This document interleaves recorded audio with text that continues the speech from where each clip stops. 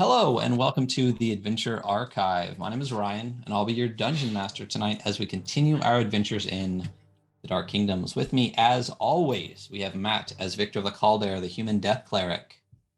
Jess as Dariana Bloodright, the elf-marked Seraphage sorceress. Jason as Cut of the Faceless, the Darrakul rogue duelist. Cam as Corin Fleshrend, the Darrakul battlemaster fighter. And Eric as Sylvester, the Dhampir warlock, with his spine devil familiar Annie. The Dark Kingdoms takes place in the Midgard setting, which is published by Kobold Press, so you will notice some differences in some of the races, classes, features, and whatnot. And please be aware this is an evil campaign containing evil-aligned characters in a dark fantasy setting, and as such may not be suitable for some audiences. Graphic descriptions of gore, murder, mutilation, and torture are fairly common. Been a couple weeks since I said that. How's everybody doing? Great. Excellent. Good. Happy February. After our break. Yeah. Our hiatus, yeah. But we are approaching the end quickly here, the final stretch of our Dark Kingdoms campaign that's been going on for 2.5 years. I was just gonna say it is absolutely the reason I know every single person here is the local meetup we had, and then the Dark Kingdoms campaign. So yeah. So we'll see how the end plays out. I meant to get a cup of coffee and I didn't. What Ryan's trying to say is we were the cream of the crop of the local group. Yeah. The handpicked of the local crew. Absolutely. So yeah. So do we have anything coming up? I know sooner than later we're gonna have Eric on for Shadowrun 4E. Shadowrun? No. What am I saying? Gamma World? Gamma World. Gamma. Gamma World. I think Ryan wants to play Gamma Shadowrun. World. Yeah. Let's play some Shadowrun. Let's do it. I don't. Let's soak some wounds. Don't. So I'm wrong. Gamma World 4E. And I think we've talked about it before on the Weekly Scroll podcast. We are actually going to have Eric on prior to playing that on stream, so we can do like a read through of all the rules, give people kind of like a preview of what Gamma World is like with some character creation things, kind of like a mini zero session prior to playing. So if we do a zero session on stream, it'll be a little bit more concise, since we would have already kind of like talked through everything with the podcast. And I don't think we have anything else currently in the works for the future. We have Merkborg obviously on Thursdays with Putrescence Regnant, and then every Saturday the Weekly Scroll. But I think there was murmurings of Matt running a game soonish, maybe? No, I was trying to learn a game for the summer. For the summer. That's soonish. Yeah. It's already February, I guess. It's and then of almost course, as spring.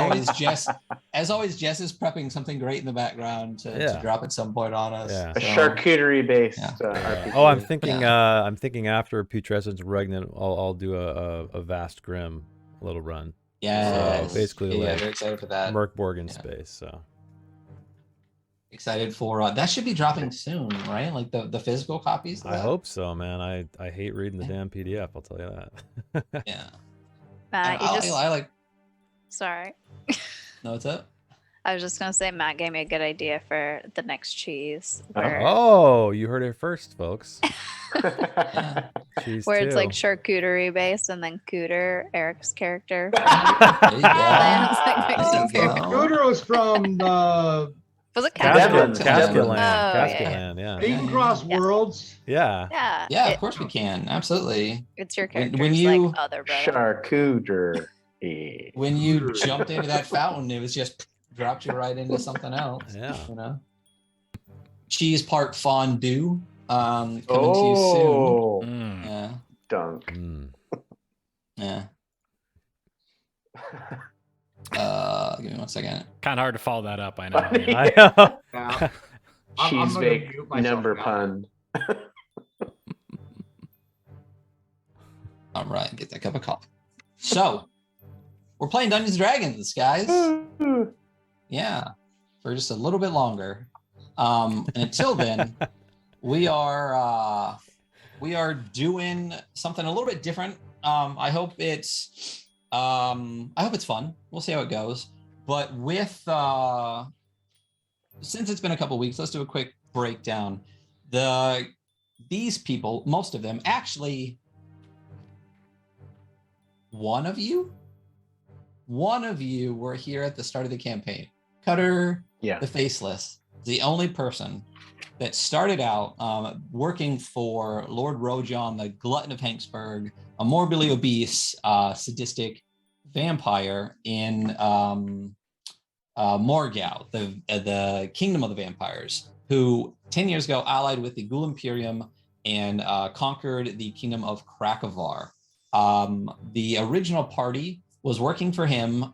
They kidnapped a young girl from a neighboring kind of like matriarchal, kind of like female Amazonian kingdom, brought her back to Rojan, and then shortly after the king, King Lucan of Morgau, showed up, very displeased with the party, and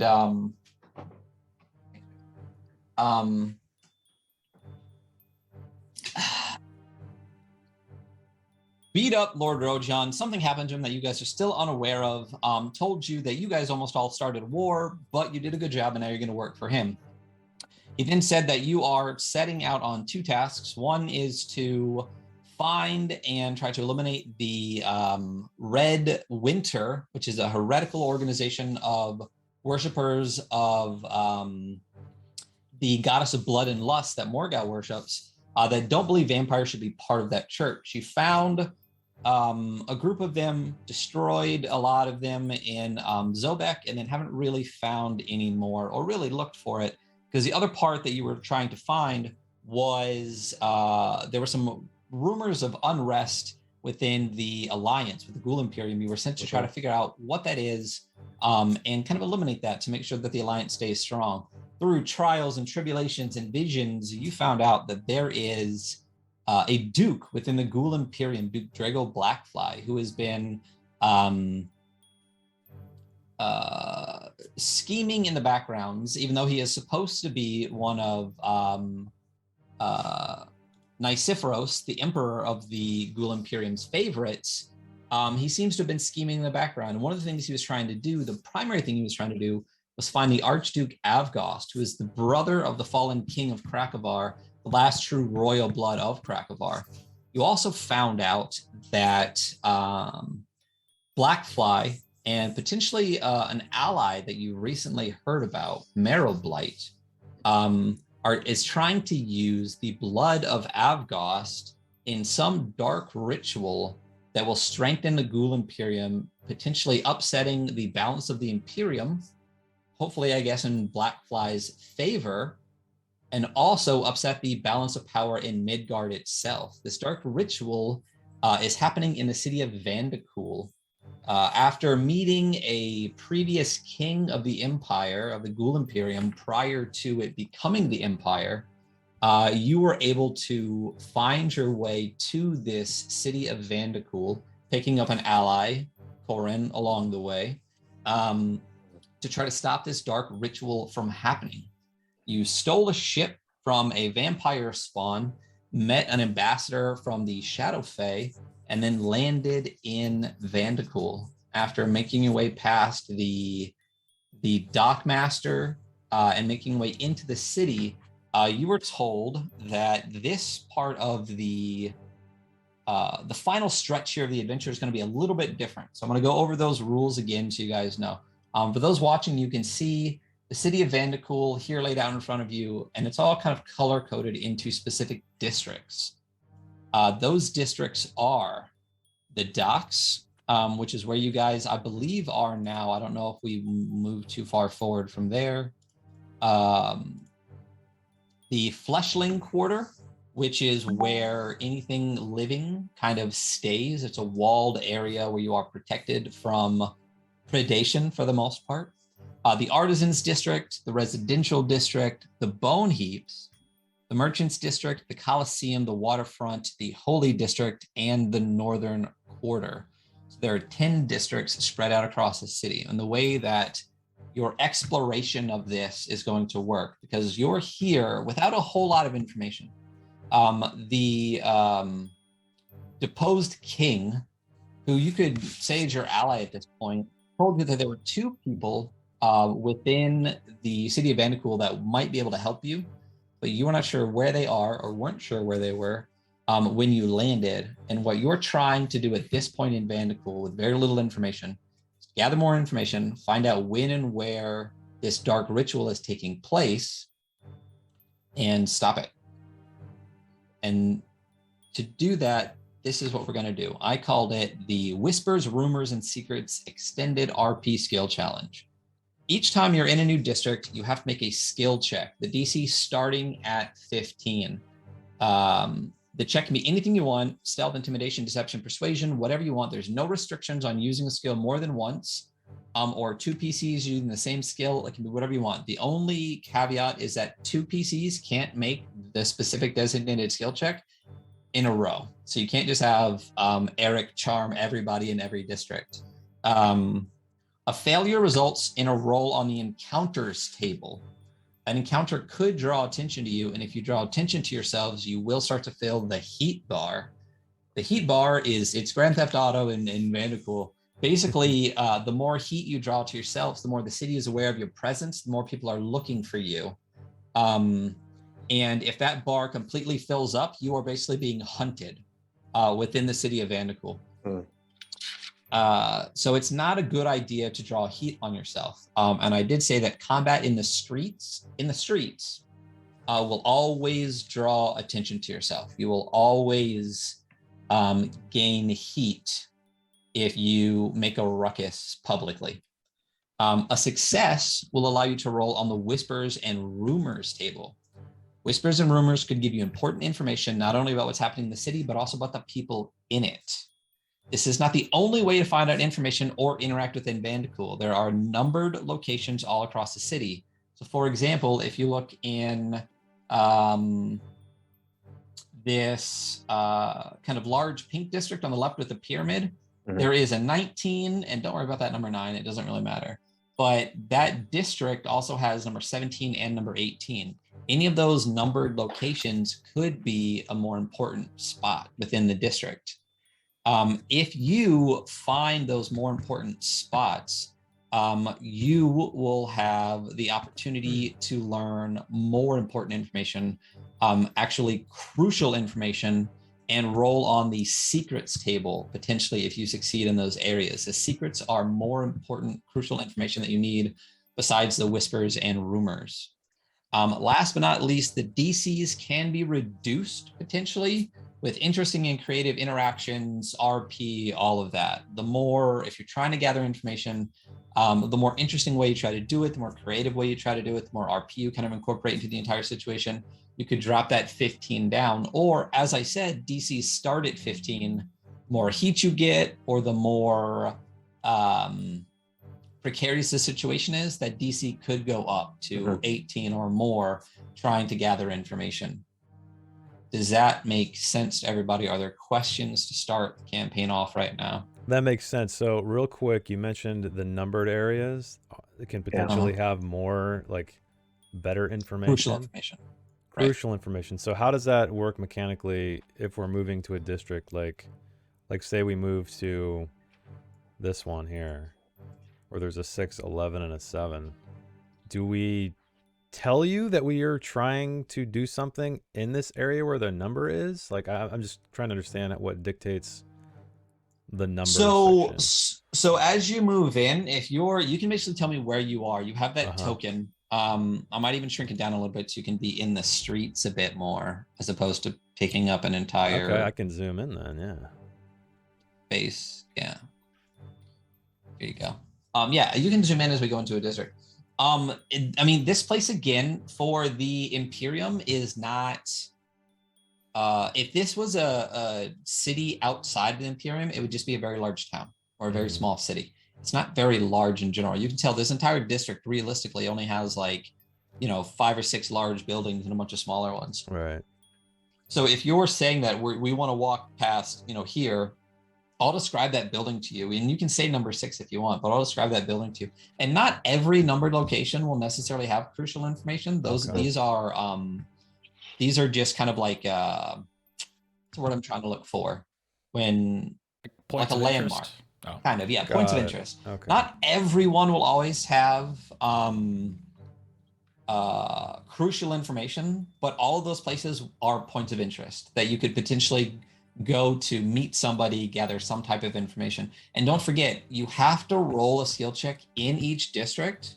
Yeah. It doesn't really matter when. Like if you want to roll as soon as you walk in, a scenario could be encountered. But these points of interest are places where you could go and potentially have much better like role play opportunities so that you can decrease the DC or kind of finagle more information or things like that out of those areas. Got it. And Okay. So I would definitely, like I said, I would say that the numbered areas are points of interest. That would be good places to look to do your skill challenge at. And don't forget, it's not the only time that you can roll to gather information. It's just the only time that your skill roll will give you a chance to roll on the Whispers and Rumors table or the Secrets table. And Matt? I had a thing in my notes that Eric had rolled like really high on a deception, and had overheard some information about a pleasure barge. Yes. Like at the end of last. Yeah, absolutely. You guys, that is a thing that happened. I can give you that information. Let me rearrange some windows because I forgot to do that and it's messing me up. On the off chance And that then, not everybody remembered that. yeah, I remember that. But what I Yeah. had a couple quick questions too. Yeah. The two people that can help us. Did we get their names? Yes. I was going through my notes. My notes are a mess. So I think your note taker has them. Yeah, there were two, like the Marquis and the Marquess. Let me get back to those. It was names. Marquis Laszlo Dimas and There we Marquess go. Dorva Gray Suture. That's it. Dorva. Yeah, Laszlo Dimas and Dorva Gray Suture. Yep. Yep. And And- on the Barge is the Marquis, right? Or Marquis is So- Laszlo. Yeah. Yeah. When you guys had first landed your stolen vessel at the docks, some dock workers came up. Basically, they're they collect the taxes, check your manifest, all those kind of things.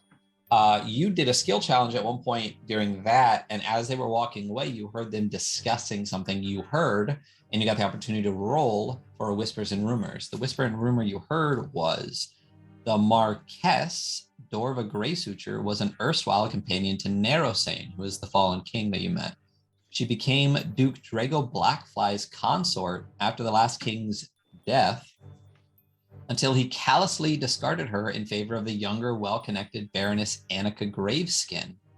The Marquess has an ostentatious pleasure barge moored at the northern end of the waterfront. Oh, that's right. I remember that. So Yeah, that is the first whisper and rumor you guys heard after you successfully completed your first skill challenge. And even after meeting with the dockmaster and lying repeatedly, you gained no heat after Corn Fleshrind was incredibly honest and said he murdered them and took their ship and brought it here.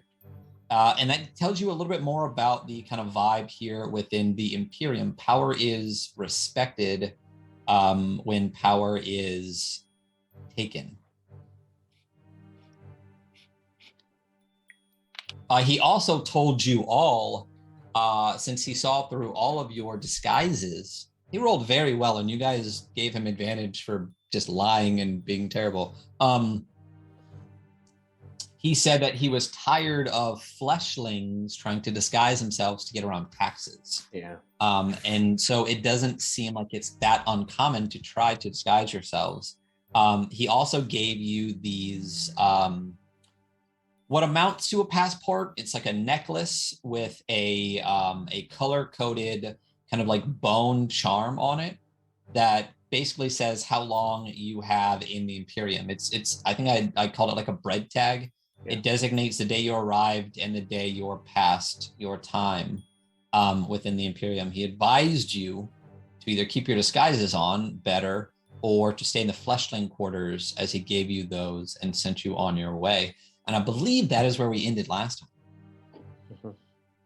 So as you guys are leaving the dockmaster's office, you had Sylvester overhear this information about the Marquess Grey Suture. That was a great roll, by the way, to land on that 1 out of 12, giving you a great direction to go to right off the bat. What direction would you guys like to begin or further continue this secrets and rumors skill challenge. And don't forget, the culmination of this, your hope is that it's the dark ritual that you guys will then stop. So your goal is to gather information on the town, the ritual, when it's happening, what's happening, who's involved. Got it. Get as much information as you can so that you can attack this dark ritual as well as you can and stop it. So what? So we're in the we're at the docks right now. You are. What is the, I guess, what's the overall vibe of this space where we are? Like, is it crowded? Is it The docks? It's relatively crowded. It seems maybe to Corin, if you've been here before, maybe a little bit more crowded. You guys did notice on the water on the way here, there weren't really any ships on the water. You did, however, notice something big on the way here. Do you guys remember what that was? A chandelier. Yeah, that giant the island you warship. mean, where we But stopped. they were and- loading up. There were ships Yeah, there, a like lot of loading up. work being done. Yeah. And they all were wearing either they were looked like soldiers and priests, kind of like overflowing the island. All of the soldiers were wearing Duke Drago Blackfly's livery, and all of the priests were wearing vestments of Vardasane, specifically with a symbol that was representative of Radomir. What's his name? Marrowblight? Marrowblight. Marrowblight. Yeah, it is Radomir Marrowblight, who is the high priest of Vardasane, stationed here in Vandercool, but the high priest of the Church of Vardasane within the Imperium itself. Okay. Sounds like a ritual, guys. Or a war. Yeah, or a war. It definitely, and I think you put two and two together at that point that it seemed like a gathering. Marrowblight and Blackfly were obviously allied in some way, which I believe you thought could be a clue to at least some part of the ritual, since it's specifically with Vardasane, who is not the primary god of the Imperium. Yeah.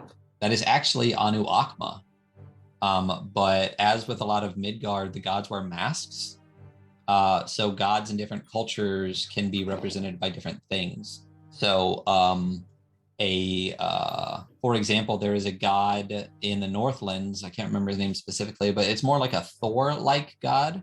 And it's kind of like warrior and justice. The same god Mavros. Mavros is actually the god of like war and has an evil aspect to it, but it's the same god, just different aspects. You can actually see these different kind of masks. So in the Southlands, Anu Akma is kind of like an Anubis style god of death, death and ritual and things like that. But in the Imperium, Anu Akma, as seen more specifically without like kind of like the ritual afterlife aspect of it, it's more just like the death side of it, worshipped by these undead ghouls. So it's kind of a different aspect here, and that is a primary worship. Vardasane is the god of hunger. So there's different aspects to the hunger within the Imperium and the desire to eat flesh, where some represent just the death itself and some worship the hunger. And there's even some that choose not to feed at all, hoping to come to some type of nirvana or spiritual release from the hunger of undeath ghoulishness. Where are you going? What are you doing? Let's see. We know the pleasure barge is kind of north of here, in the blue district. I'm pretty sure. We learned that it was way probably 16, I would guess. Yeah, what you heard was it is in the northern part of the waterfront district. And it's not hard to assume that the outside of the docks, the only area that touches water would be the waterfront district. I feel as if we should slowly make our way that way. There's plenty of room, plenty of places to go to get information before heading straight there. And I prefer to be under the cover of the city, not out here in the open.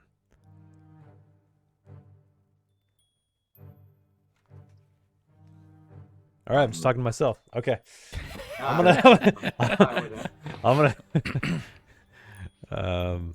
Do you want us to give us control of this dot, or are you gonna control it when we tell you where Yeah. we are? You guys It's up can to take you. your control. It's up to you. Does anybody want? I'll just move it so it's easier. Okay. So, what It's direction fine. would you like to go? I'm gonna go.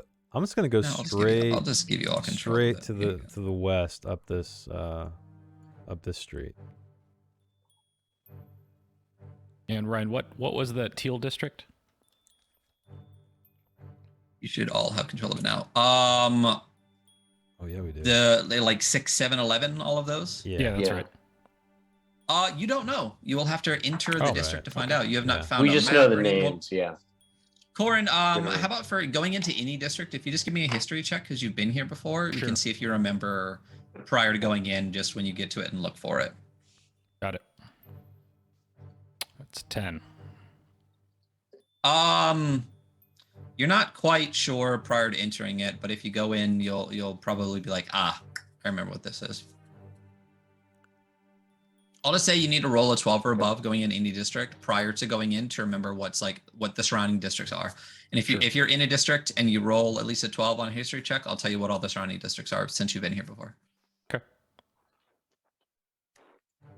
So, who wants to go where? I'm just gonna head here, and like I just want to get a good idea. Like look around, walk slowly, keep to whatever shadows there may be. You know, inconspicuous. And because I Cutter, he's always gonna be getting a lay of the land before he marches too far into anything. So. And I'm just following the ones that have kind of been here before. But I do say, this doesn't feel like the way to a pleasure barge. I know. Yeah, I figured you'd say that. So as you make your way out of the docks, and as I said, they're slightly busier than before. You see a lot of boats moored here that you figured would probably be on the move otherwise. You enter what pretty quickly strikes you as a merchant district. As you pass this number 6 right here, this large building, you see a wretched line of shackled slaves shuffling through a busy market under the watchful eye of Darkpool overseers. The slaves apparently belong to many different races, as they're being auctioned off for ghoul merchants in powdered wigs.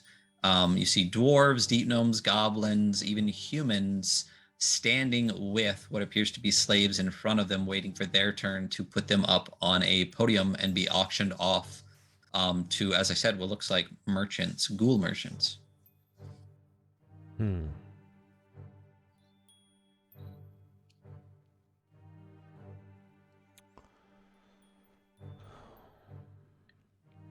And that's like happening right here, right? You said 6. Yeah, this entire thing. So this basically, there's some smaller buildings here that seem to be holding things, but number 6 kind of looks like, I lived in kind of a rural-ish area. Have you guys ever been to like a cattle auction?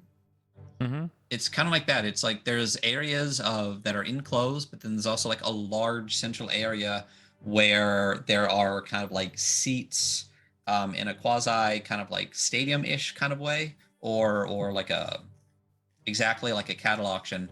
And as this auctioneer is calling out, selling off these slaves that are brought by all of these different people, they shuffle off, and then a door opens and another, what appears to be a slave catcher, slave trader comes out with their stock of various slaves to be auctioned off again. So the area, as you see, is kind of like an open area that you could walk in that has kind of seats around, but then around it you see there are a lot of like small buildings that all seem still associated with this kind of specific property, whether it's holding cells for the slaves or storage or things like that. The primary large building, though, does seem to be the auction hall for these living fleshling slaves that are actively being auctioned off as you walk past.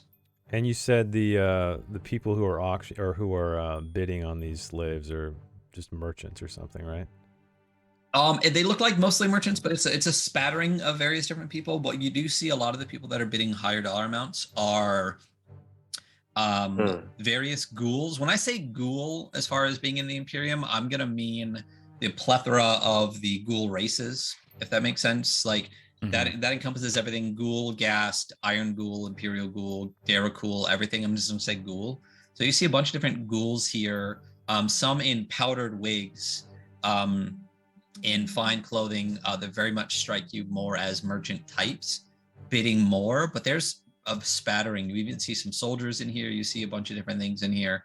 Just like a cattle auction that you might go to, there's some bigger people coming in, getting the best, and then what's left behind, some other people can bid on and take home, whether they're using these as slaves or food or whatever they're doing for. But the thing that does strike you is that most of the people that seem to be putting them up for auction are also fleshlings. Interesting. This does not look like what we were looking for. Yes, Corin? This is pretty... Is this typical for Vanderpool? There's always slaves to be bought and sold. I think we Ghouls keep have to going. eat. Yes. We should keep moving. Well, specifically too within the Imperium, the feeding laws are kind of the constitution of the Imperium. Like the entire order of the Imperium evolves around flesh and who's allowed to eat as much as they want and who gets nothing and wastes away. And it's all a caste system, top to bottom from there. So a flesh market, a butchery, as you enter the district, you recall this is what a lot of that is. You do know there is in fact a butchery in this area too, and there is an area that is more of the kind of just merchant district in general, where there's all sorts of purchasing. After the meat market here, that's what most of this area is. Like 11 actually encompasses like most of this area over here, and then 7 is just another large building you see maybe 2 blocks down from you. Okay. Are the slaves being sold, are they all human? No. It's a spattering of different fleshlings. You see, what's interesting is you see all types being sold and all types doing the selling. So you actually see dwarves selling humans, or you might see gnomes selling other gnomes even. So what you get the sense that the slave trade has no real morals in general. I mean, it's a slave trade. It's all terrible. No qualms whatsoever about the kind of slave trade that they're doing or the slaves that they're trying to bring into this area. The majority, though, as I said, are fleshlings selling fleshlings. You do know, Cutter, you especially, that the Imperium does have Imperial hunters that they send out to gather flesh. So the slave trade is kind of a little bit more, what's the word I'm looking for? Non-government associated. It's more for the peoples. Mm-hmm. Gotcha. Free enterprise. Yeah. There you go. I want to kind of just glance over the slaves that are being sold and look for anything unique or interesting, or I don't know. Is it just want to kind of give them a once over, see if anybody or anything stands out at all. Sure. Why don't you roll me investigation or perception, whichever you want. Basically, just a unique or interesting roll. Okay.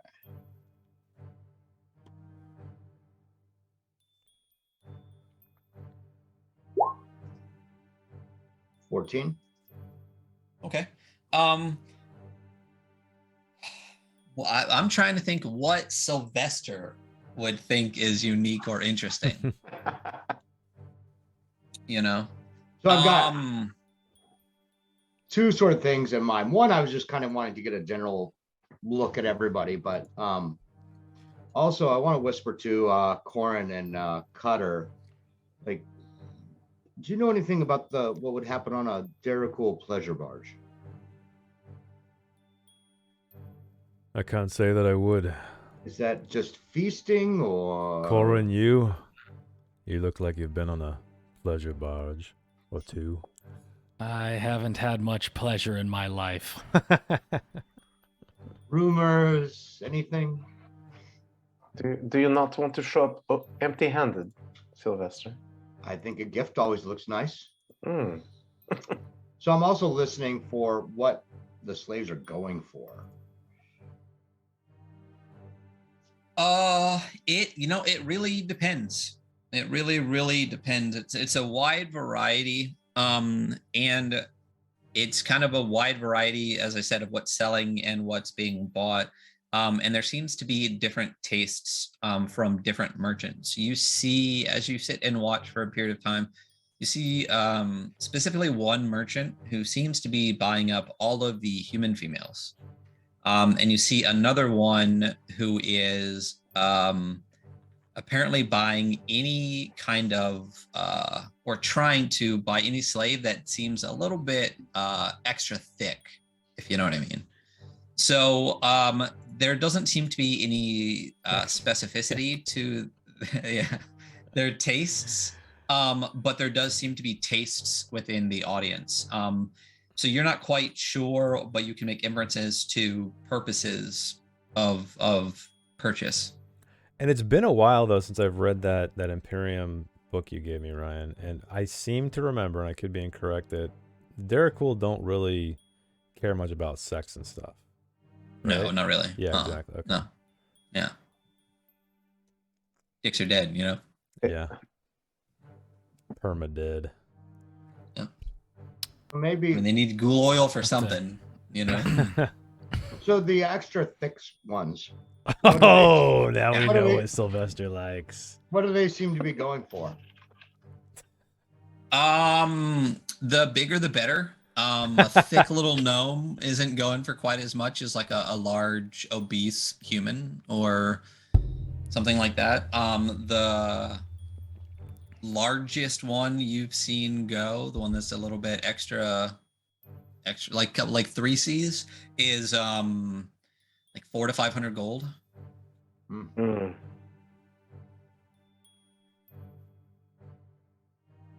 But you see like some of the skinny little gnomes and stuff go for as much as little as like 10 to 15 gold. You do have these ingots if you would like, Sylvester, and he you have that batch of like 10 ingots or like 5 gold pieces a piece, and like a batch of 50 from like a couple episodes ago. You pulled it out. Well, what do you all think? Should we just move on, or I'm just thinking it's always a good idea. I not don't know if I want handed, to. But a slave could be something weird to walk through town with. Yeah, you want to drag something extra thick around town? Not really. No. Prefer not to draw attention to us. How long do these go on? I mean, you get the sense that this is a well-established, large business operation. So kind of all day? Probably all day, every day. Okay. Well, we can come back if need be. Again, you know that Fretlock is kind of the underdark or underworld lead up right to Zobek. So if you could kind of see them as like mirrors of each other, and then Vandecool is literally just right across the Sulphur Sea from Fretlock.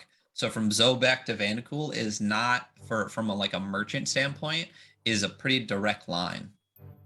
So, and you know how big Zobek is and how populated and massive and how much business and merchantry goes on there. This does not seem like they're light on product. Sylvester, if you want to bring a hostess gift, we can always just bring a slab of flesh. It doesn't have to still be kicking. I know, but kicking's more fun. You're right there. But we can move on if need be. We can run back here and place a bid. So I guess we can keep going if nobody else has business Sure. Where would you like to go? I'm following the locals. All right, I'll let Corin choose next. Well, so I have a boat now with a haul of exotic skins, and we're in the merchants area. Is there some place I could arrange to sell my fine goods? Yeah. So like I said, this pretty much everything outside of 6 and 7, this whole area here looks like a massive merchant district. Let me give you a little breakdown of some of the stuff that's going on here. This part of town is dedicated to shops and upscale boutiques selling a wide variety of goods and services to wealthy Daracool. Weapons, crested helmets, and armor and shields bearing grinning skulls and other macabre motifs are on offer in many of these establishments. Other shops are dedicated to the latest ghoulish fashions in clothing and jewelry and offer finely crafted wigs. This is also the place to purchase a trained carrion beetle if you would want one as a war mount, or to shop for drugs, poisons, or necromantic tomes. The ghouls and Daracool merchants running these businesses are happy to sell their wares to the living, but some of the watch immediate. No, you don't need to know that part. Some of the shops you see as you are walking around: Rotheart's Remedies, which appears to be some type of somewhat like apothecary type place. You see the Gutless Zombie, which appears to be a large inn. You see, what else we got here? Those are two of the biggest places you see here. But again, it's a merchant district. There's a wide variety of places. You do see a number of different shops that are selling clothing. So they might be inclined for furs and things like that. Yeah, I think I'd want to choose like whatever the ghoulish equivalent of like Dolce and Gabbana, like so like that kind of vibe. Like that's absolutely. That's what I'm looking for. This is that district. What you see around this area specifically, as you kind of move away from the meat market, you mostly see Daracool in this area, and like finely dressed Daracool. Since you are Daracool, and as is Cutter, you guys are dry. As in like your flesh is like you're walking beef jerky. What you see on a lot of these Daracool is very reminiscent of what you would think of like kind of like Renaissance or like Marie Antoinette kind of garb, like very fashionably, very like gaudy almost, with powders and makeups and powdered wigs and a whole thing to kind of give this almost kind of appearance of flesh a little bit, which seems to be kind of like a trendy now. Different makeups and things to like brighten up the cheeks and bring a little bit of life back into it. But everything does appear to be, as I said, gaudy, overflowing, lace everywhere. So if you were looking for a Dolce & Gabbana, Versace, whatever, that's kind of what all of this is. There are, going to be shops all around through otherwise, but this specifically seems to be where the wealthy people shop. So any of the clothing stores would probably head that direction. Let's say you find one that does appear to be a little bit more fancy than the others, maybe a little bit more foot traffic in it, maybe a little bit larger, if you would like to head that direction. Yeah, I think so. And particularly like one that doesn't look like it's just a storefront, like one that actually also looks like it, tailor is a tailor as well, like is producing wares on site. Yeah. Absolutely. So this specifically, then this one is the one that we'll say you're going to. And out front of it on the sign, simple but well crafted with this kind of like gold lettering. It just says Grigori's.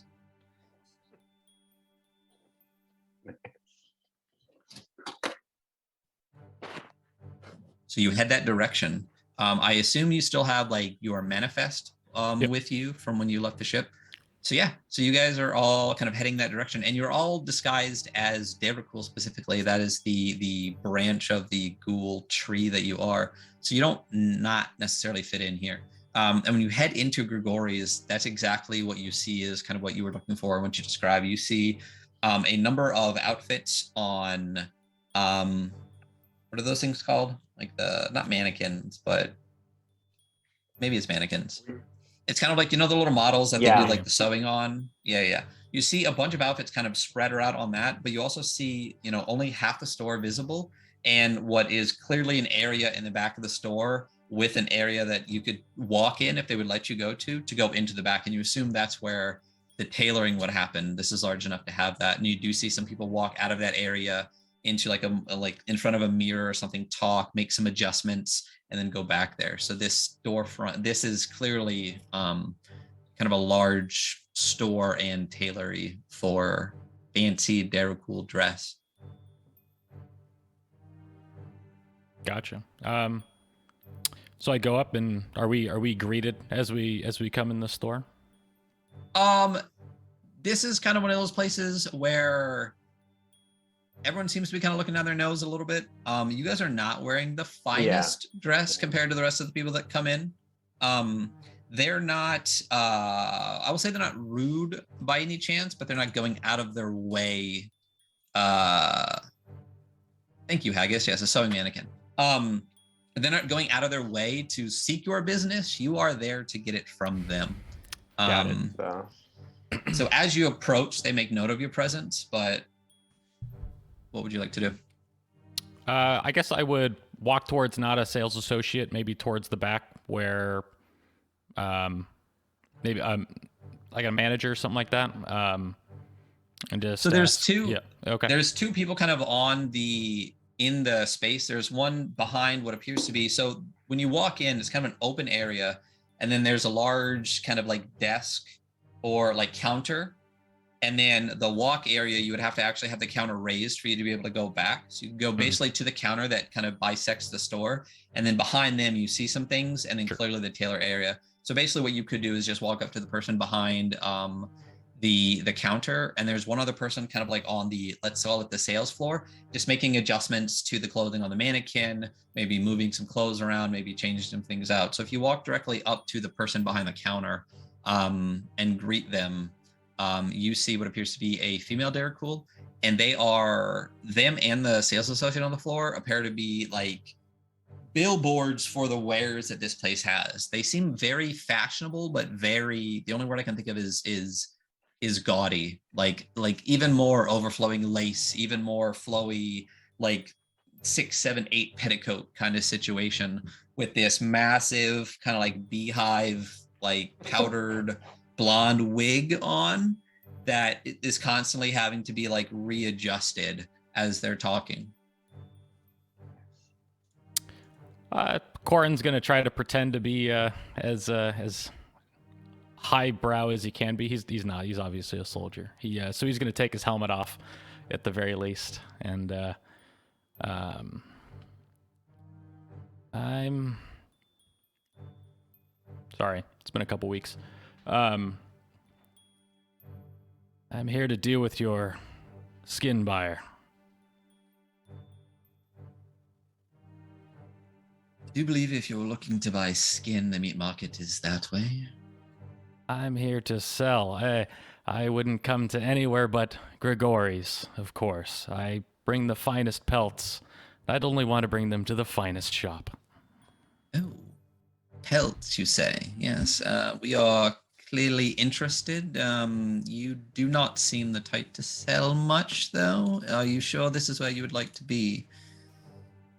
Surely you've heard of the skin trader. Well, of course, everyone's heard of the skin trader. Well, I'm her captain. I'm her captain now. And what happened to the previous captain? An unfortunate accident. Well, accidents do happen. Do you have a list of your goods? I see you're not carrying them with you. Of course. I passed the manifest over. Okay. She takes it and kind of unfurls it and like doesn't expect much from you. You're literally wearing like full soldier gear. You probably have dry blood on you. Like, as far as I know, you have this massive fucking pole arm. And like it's strapped to his back, but absolutely, yeah, at all. I did take my favorite fur, remember? That's true. Oh yeah. I That's can true. throw All right, that real- on as like an example of the wares that we have. L2 just dropped a bunch on you guys. So let me tally that all up, and then we'll continue. This also does feel like a really good spot for your market district skill challenge, or you could wait. It's up to you. L2, thank you so much. We got a bless for Sylvester, Cutter, Diana, Victor, Corn. Okay. Someone want to help me out? Is it just everybody? I think it's everybody, yeah. Thanks, L2. Like 1, Thank you, 2, L2. 3, 4, 5, and I think I was at 0. yeah, everybody in a bane for me. All right. As far as skill check goes, Corn is not the most persuasive. You are leading it though, so I'm gonna go ahead and say that. Intimidate him. Yeah, say, can I come across as I guess convincing by looking real strong that I am who I purport to be? Well, it helps you're not lying. And if when she gets that, and a bane for me. When she gets that manifest too, she kind of takes it and has just like and then is like, okay. And then Sylvester kind of pulls out this gorgeous pelt. What's it look like? Sorry, it's a full Pimp Daddy big cloak. And you're wearing that buckle too, right? Yeah, I got the buckle. Yeah. Well, Sylvester looks like he fits right in. Yeah. What is that? What is that one animal that's like white, but it's got like the black spots on it that crowns are often made from? Mink. It's not mink. It's Isn't it? No, it's Weren't the dots the tails? Dot on no. the end of the I tails? think so. Yeah, Napoleon wore it. Hold on. Like it fucking matters. Googling this. We gotta know. Gotta know.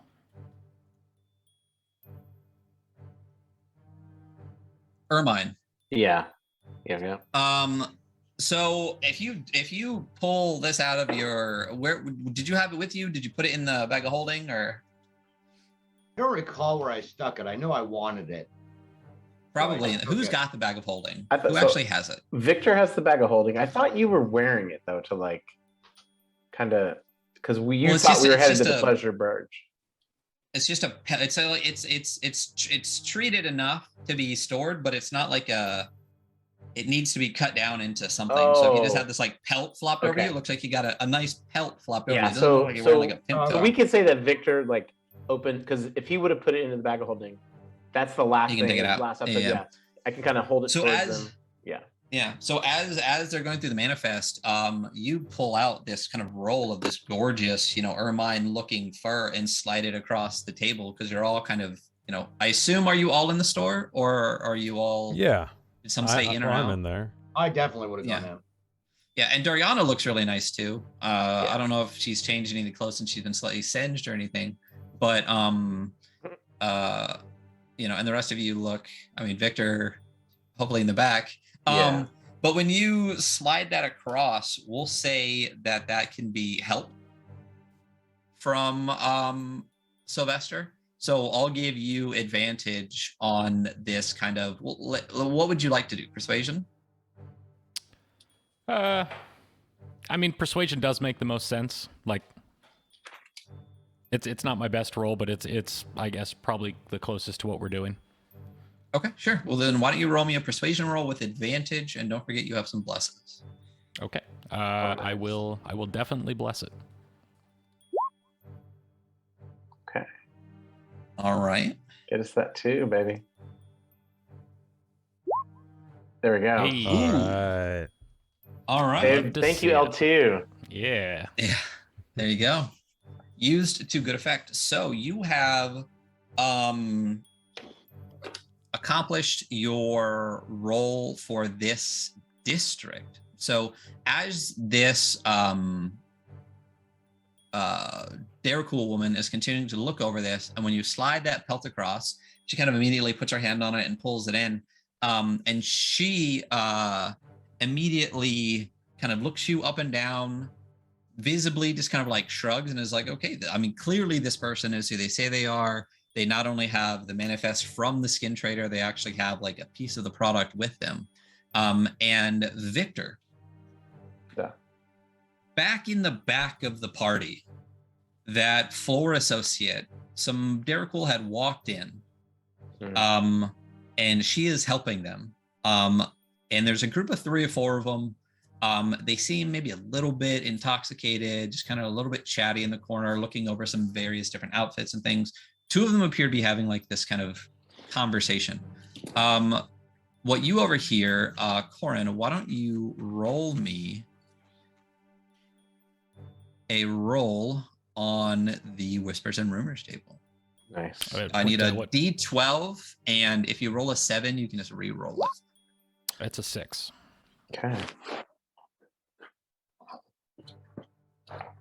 Okay. What you hear is, it's interesting that you guys keep getting like, Useful stuff. anyway.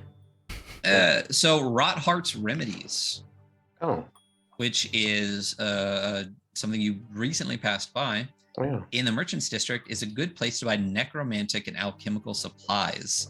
Alessis Rotheart is a necrophage and alchemist who knows everything. And I've heard he's quite charming. You hear these people behind you talking about some of the things that they just purchased over at Rotheart's Remedies in the Merchant District before they came over to Grigori's. What was the name again? The necrophage? Alessis, Alessus, Okay. Rotheart. Gotcha.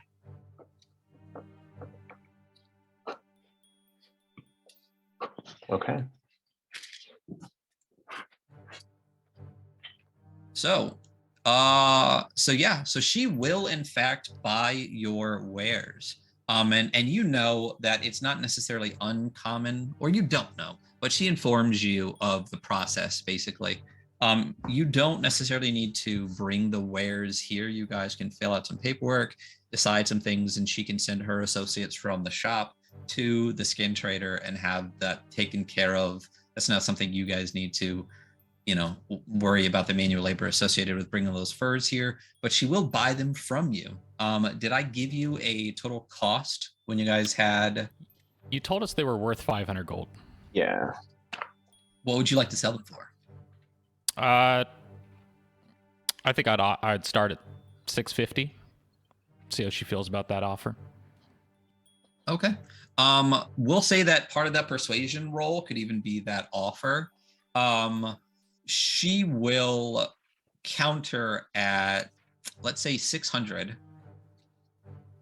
And you can, if you would like to counter offer, I'll give you another persuasion roll that's strictly just for this. So Or I you can can take the hear this 600. happening. Absolutely. So I'm gonna drop a voice into his head and say, counter with just some decent clothes for our group if we go to the bars. Doesn't have to be anything too great, but just so we don't look how we look. Do I have any feel for like what these expensive clothes cost? You absolutely not. Okay, sweet. Yeah. Um, It doesn't. yeah. If you, you could ask her, or you could counter and she could counter back. But.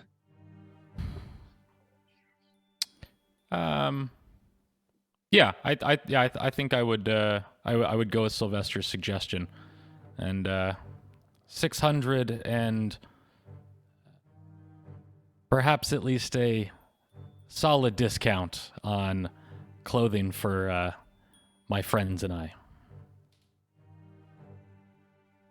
Okay. What level of finery do you require? Where would you be going? Clearly, you need something new. Corin's offended. Looks down, scrapes some of the blood off. Your chest plate. Yeah. There is a pleasure barge in our future. Ooh. the pleasure barge. To accommodate Wes, this amount of furs, clothing required, a bath first. I can do $550 for the furs and outfit you all. Deal. Take it. Yeah. Done. All right.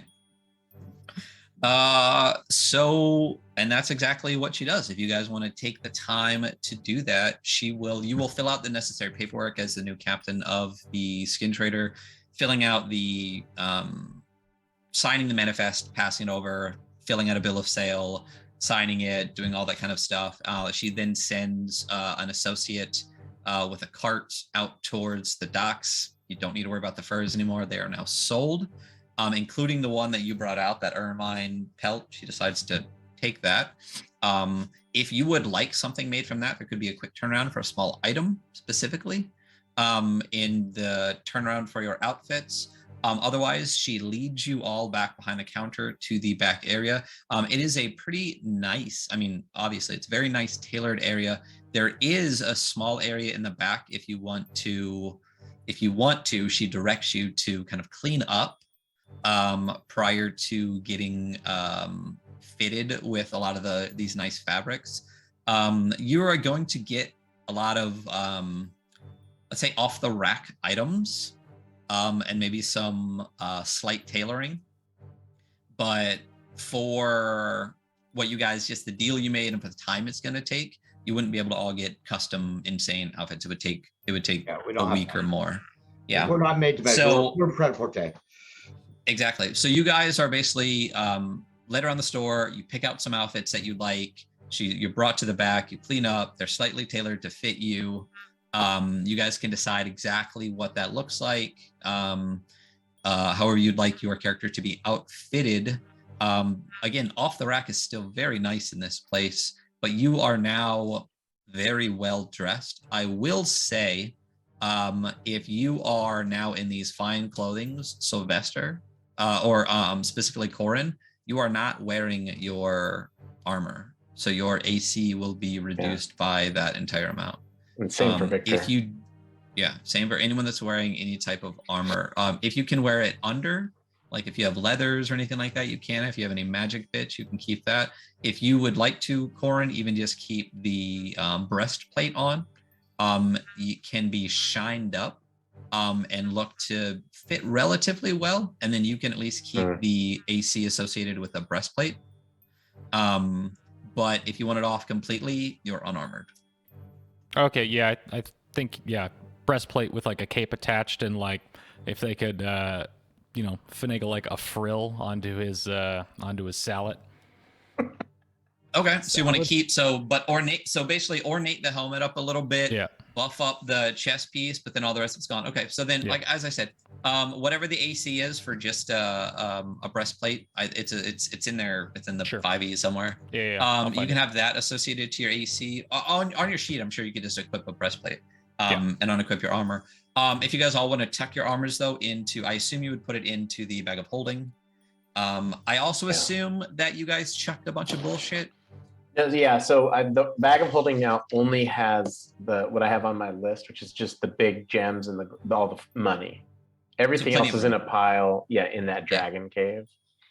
Can I do the same thing with half plate? Yeah, sure. Okay. Yeah. If you can make it look like kind of like more of like an ornate, formal kind of like more almost more military dress kind of thing, absolutely. Yeah.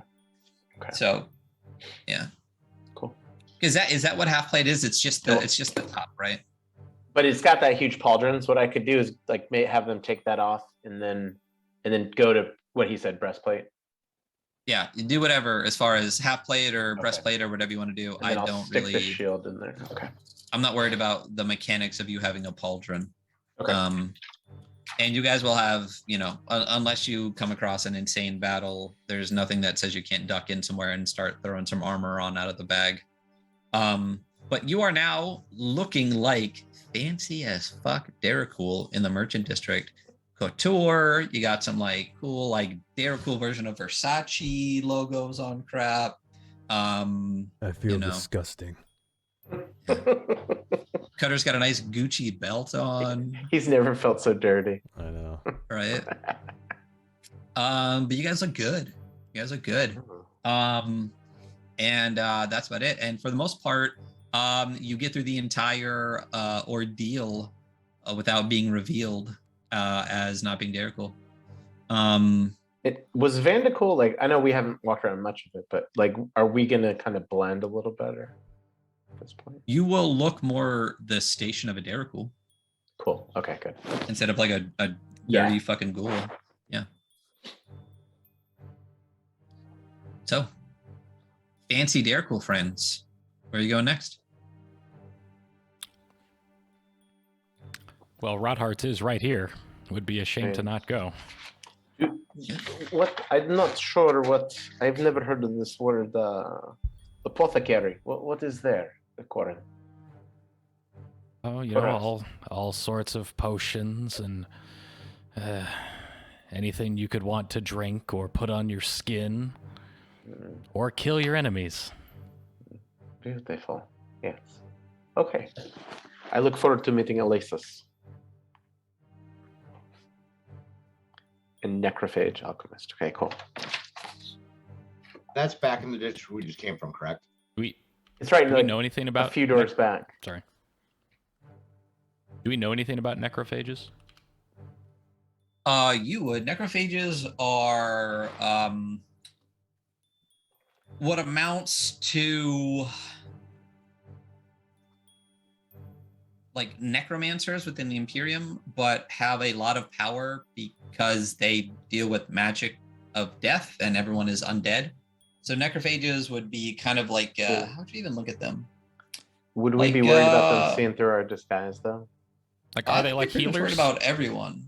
Yeah. No, I would think of them more like what are the very like bishops Hmm. in the Catholic Church, you know, like powerful, respected, you know, within, especially within the religious community.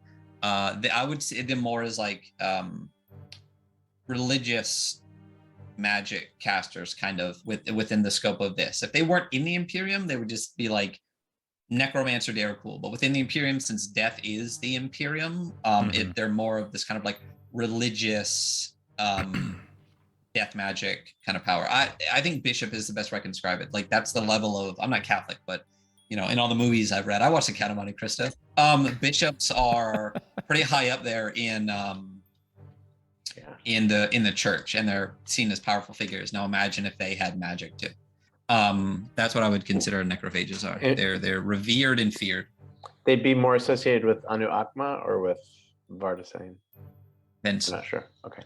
It depends. Yeah. Okay. I mean, yeah, religion is religion.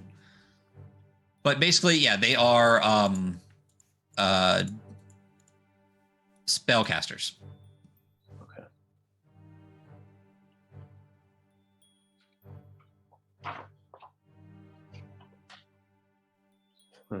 That's someplace we'd like to All go. What do you want to buy? So does someone else want to drive or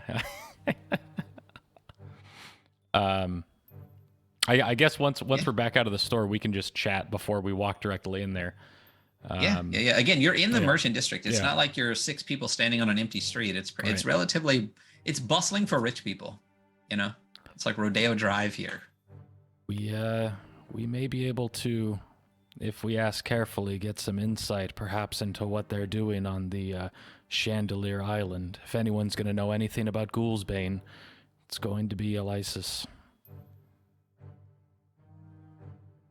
I like this. Do you think it would be useful for our friend Sylvester to understand? I could give him ability to speak and understand. Yeah, either myself or Oh yeah, right. 'cause, Ariana. like, Do you speak it, Jeriana? I think you did that already within this kind of like period Yeah, I of thought time. so I too, believe on yeah. the docks. Okay, I believe cool. on the docks you did Cool. that. So don't waste a spell slot if you've already done Okay. that. And so they sell magical wares as well? Perhaps? Okay. So it's worth looking. Potentially. And I look at Potions, Ariana, maybe probably. they'll have some blood magic items. Potentially. the book. Great. It's been a while. So who's taking the wheel on this one? I think it's a good idea that Corin said to just kind of pass situation to situation around. We should be careful though. Ghoul's Bane is extremely forbidden, and no good ghoul deals in Ghoul's Bane, so we should be careful when we ask. In- Bit of an oxymoron, but okay. Do you think we get in trouble if we tell them what we saw? Not in trouble, but we do need to be careful how we pose the question, and that is, depending on what they know, that we saw the black flies, like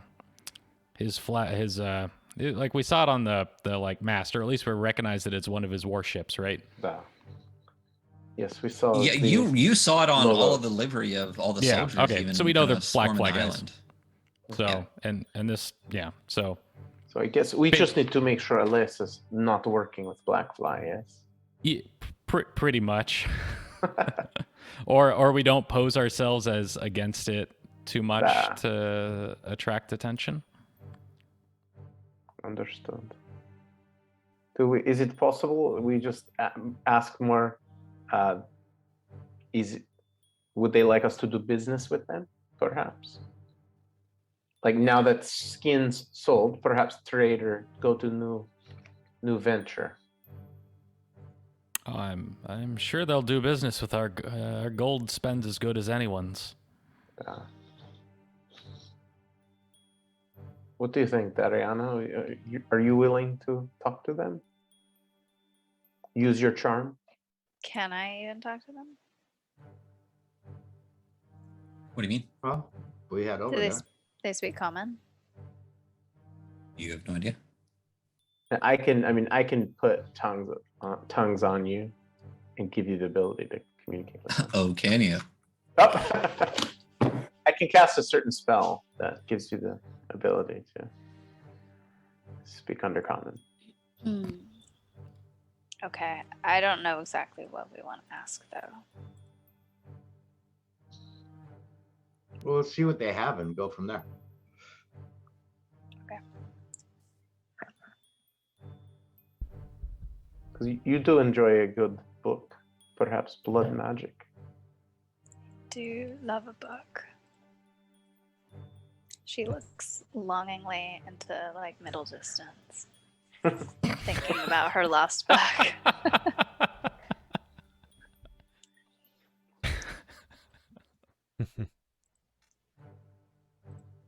All right, so which way do we go?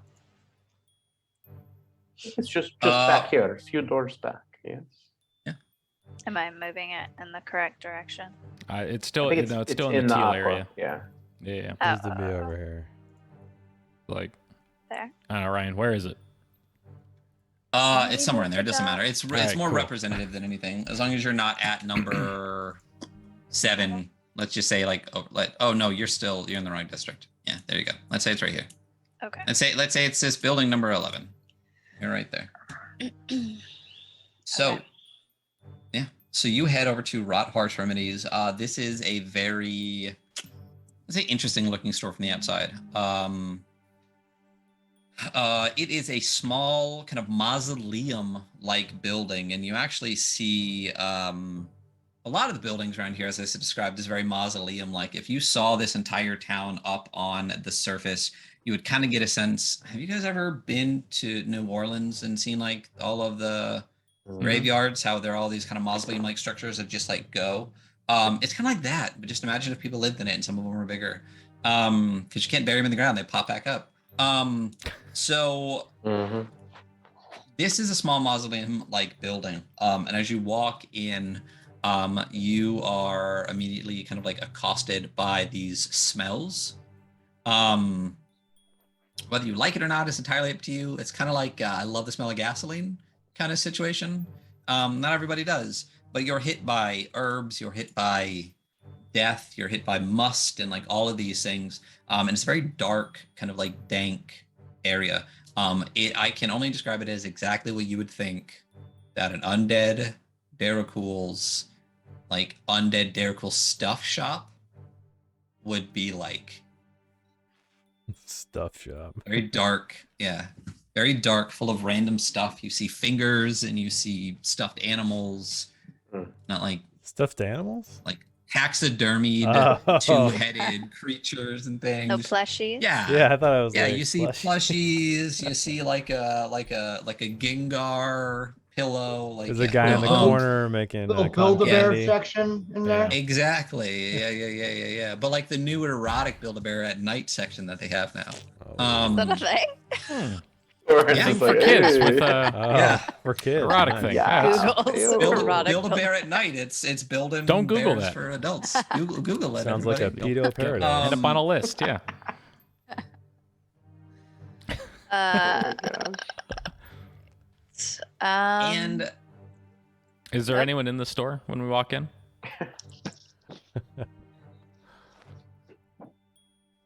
yes, The fuck, there you're not is joking? one. Excuse me?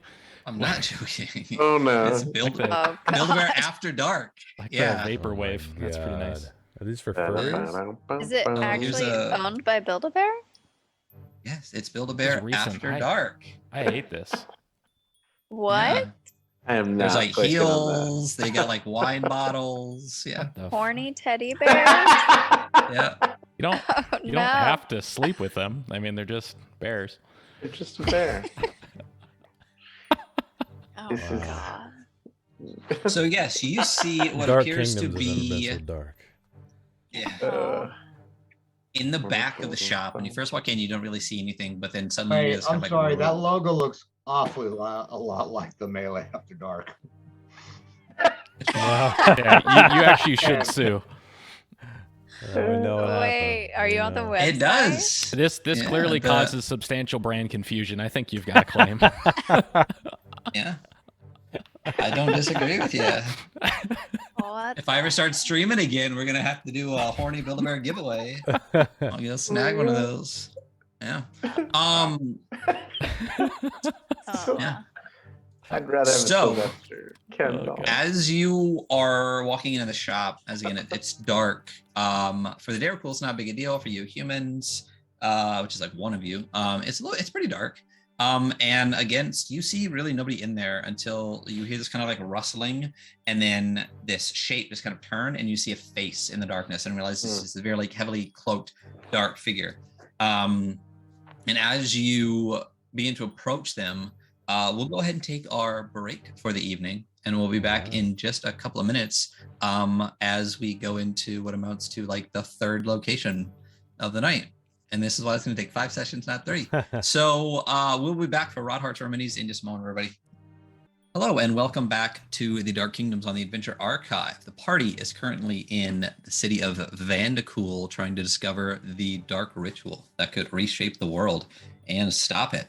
The way they did that most recently is by fancy clothes. After which they went to the alchemist, the necrophage, Rot Heart's Remedies. They went into this deep, dark, kind of like mausoleum-like building.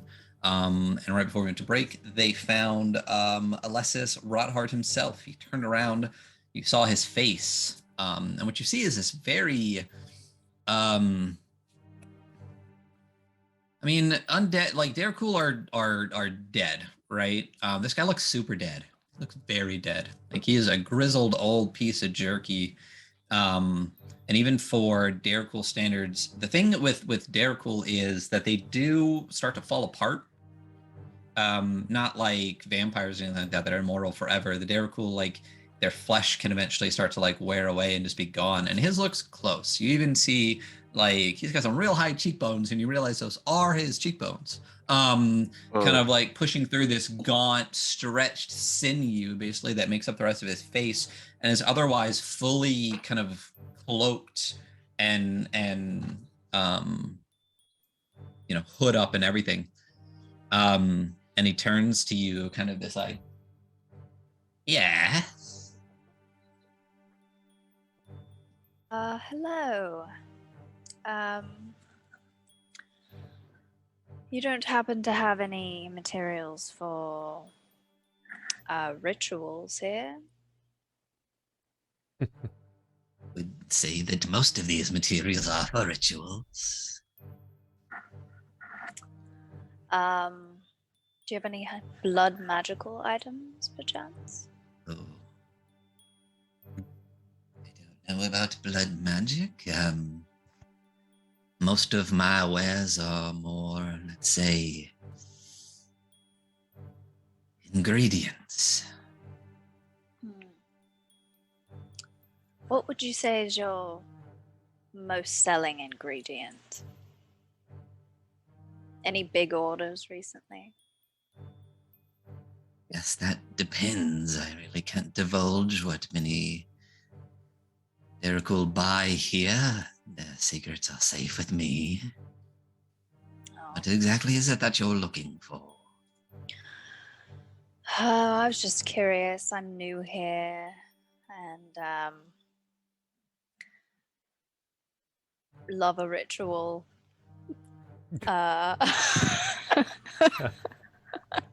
Just Yes, I trying to get do. into the Doesn't- local ritual scene.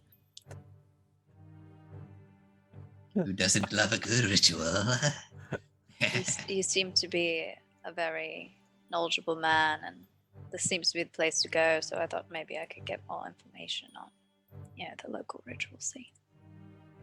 If I had to say one item that sells the most, I would say it is my stock of dead mind powder. Of course, you know what that is. Since you're a Derek. Yes, of course. Do you have any? Of course, I just said it is my most selling item. Why would I not have it? Well, you could be sold out. It happens from time to time. Why don't you follow me into this dark, dank basement, and I will find it for you. Stank. Sure. Dank, not stank.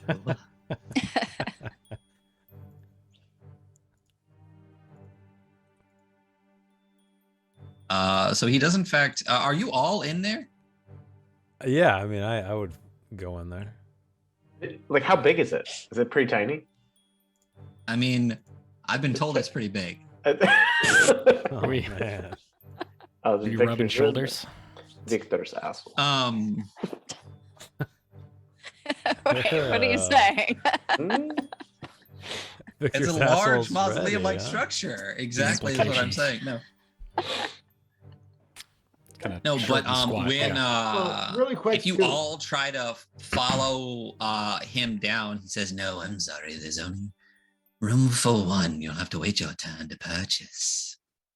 And really quick, though, looking around, can I get an idea perhaps of religious affiliation? Is more on Akma or Vardising? by You press and what's in the get shop? And why don't you roll me a perception check? okie dokie.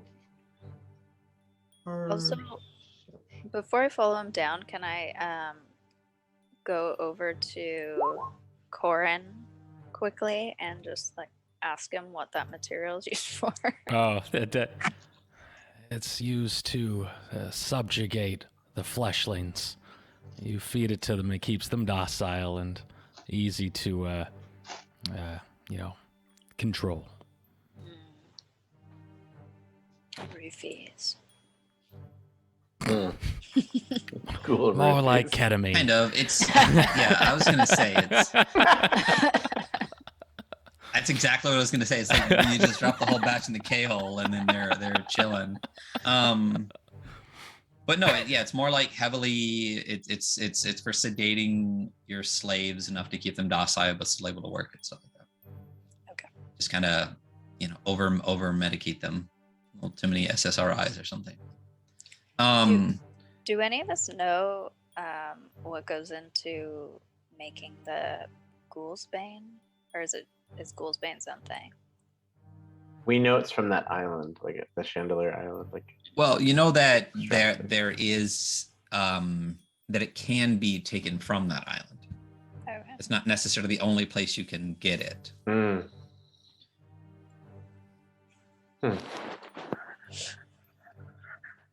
But what exactly it is, I don't know if any of you really know.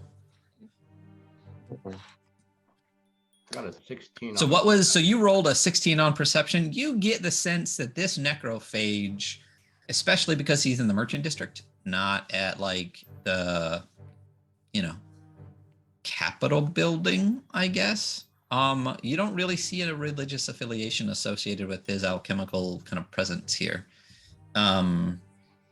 He may be more kind of non-denominational, just alchemy and apothecary like substances versus specifically, religious, I guess. Okay. But you don't see anything like devoutly Anuakma or Vardasane. You actually see what could be perceived at a 16 as kind of like a maybe even a thoughtful disclusion of those things. As in, this might be more non-denominational. If that makes sense. Yeah. All right, it's right this way, dear. Oh, also, because she's going down a dark alley, right? Or Well, it's like this previously kind of unnoticed, kind of like just stairway down, kind of Okay. tucked behind. And he said just one, right? Yeah. So I'm gonna let Dariana know, just in her head, that I'm going to cast Scrying to keep an eye. Nice. So she's got this invisible magical orb eye with her, so I can see what's happening. Gotcha. Okay, so as this eye is kind of floating with her, as she kind of enters the stairway, it just dissipates. Great. And you see this grizzled hand kind of come back around the stairs, and this head kind of pop out and just go, no. And kind of creeps back in and starts going down the stairs. That's awesome. Right. Down the stairs we go. So you follow him down these kind of like winding, very narrow, very short stairs. If you've ever been in like, I don't know, any place older than America, a lot of the old stairs in those old buildings are incredibly like narrow and short and kind of tall, and it would be difficult to run up this without kind of falling or really rush down either. And you make your way down, and you go longer than you kind of expected the stairs to go, as they kind of like circle down before you come out into this very, very low lit. I think you have dark vision anyway, don't you? At least low light vision. Yeah. So it would Well, be for like Victor. Our ritual gives it to us. Yeah, Victor can see because of the and ritual. but I think Yeah, I already have it, but yeah, you already have it also regardless. through the ritual. So what I'm saying is if you were a human without the ritual, it would be just dark in here. Okay. There would be like some very low lights coming off of what looks to be maybe some of the ingredients having a slight bioluminescence, but other than that, it's dark. But because obviously you can see, there's enough light there to see kind of this like grayscale version of what it is. And it does look like a very small, very dank chamber. And you see dozens of jars and bottles filling stone shelves that you can tell are originally built to hold corpses. You see a number of different kind of alchemical goods. Again, as I said, you see liquids, you see powders, you see what appears to be a little bit more of what was upstairs, but these seem more, I want to describe it, fancier maybe. Like you can tell the difference between maybe like the bone of an animal and the bone of something that's like a much rarer animal or something like that, something that looks like considerably older and more ancient. And then the various different kind of liquids and powders in here just seem to be of a finer quality with like thicker jars and things like that, and kind of more sparse. And it is pretty small. There might have been room for like one or two more people, but you'd be kind of scrunched in. this seems to be like room for him to kind of like be able to move around and do his thing. There's a work table kind of area in the back that is just cluttered with more stuff. And outside of that, there's not much other space. This clearly is where he does most of his alchemical preparations and things down there. And he's in this room, and he turns around at his space and he says, "All right, now, dear, what is it that you would like?" When I was kind of walking in the room, was anything labeled? Could I like make out what anything was? Some of the things are labeled. Some of the things are labeled in languages you don't understand. What does comprehend languages do? One language or all languages?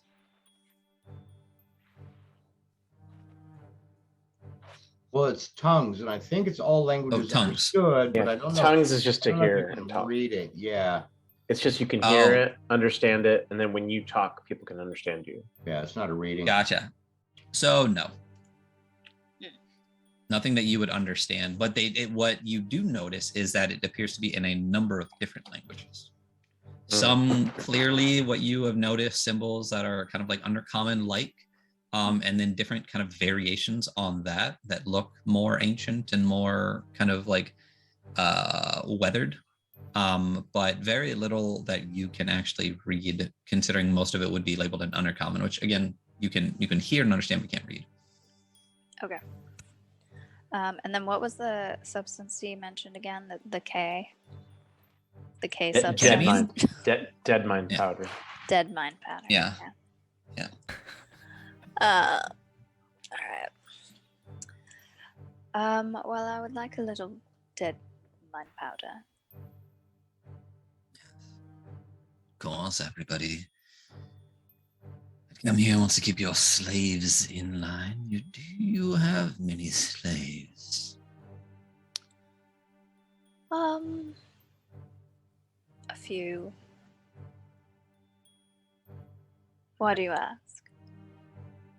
Oh, just trying to determine how much dead mind powder you might need. Not much. How long have you been a Derricool? Not long at all, actually. Interesting. How long have you been a Derricool? Oh, quite a long time. Really? I wouldn't have guessed.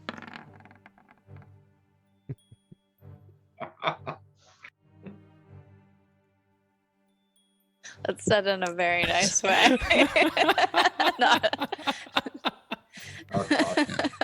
I don't come off like an asshole. He's not gonna kill me in this I don't think that's really up to you. Yeah. Roll for don't come off like an asshole. Roll for asshole. Victor's Roll for asshole Victor's specifically. asshole. Yeah. Victor's I'm asshole. gonna do it. I've listened to that overnight and don't understand why you said that. Anyway, so without really taking his eyes off of you at this point, and you see no real facial expression because there's not a lot of face left, you know? He just kind of like reaches this gnarled hand out. And it's the first time you've seen something besides like his face and when his hand came out to kind of reach back around the door. And without like taking his eyes off you, just reaches out and grabs this jar of just powdered stuff, and there's a label on it that you can't read, and says, "This should be enough for 3 or 4 slaves for a few weeks." Perfect. I'll take it. Is this all that you seek?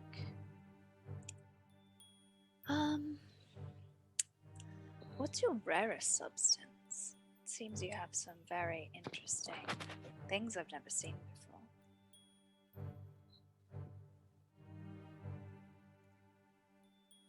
Things I'm sure you've never seen before.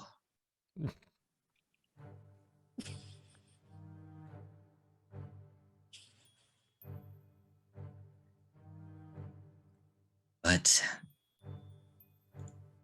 I'm curious why you would be looking for them. I've never seen you in town before. You've never been here, and you ask for my rarest wares. Well, like I said, I'm very interested in rituals. And I heard that you are the best to come to.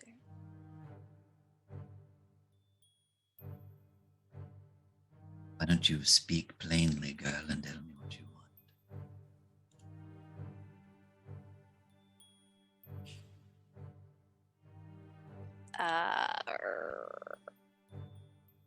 I don't want to die.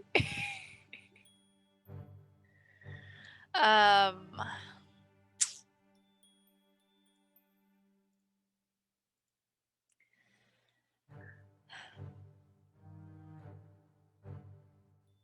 like I said, the rarest of the rare.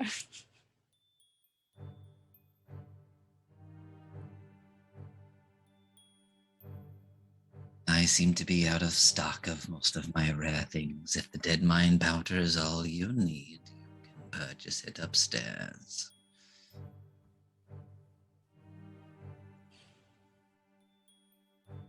Very well. I'll take it.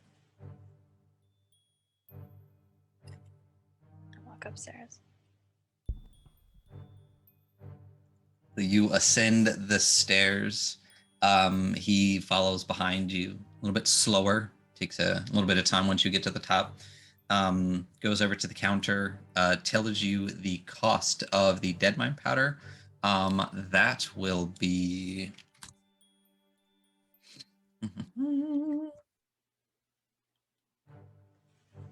Let's say for that amount, it'll run you about 10 gold.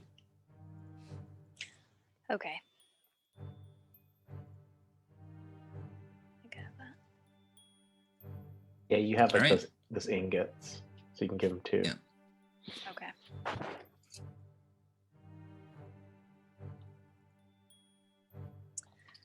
And then with that, he seems pretty disinterested at this point, and is just like, you may be on your way.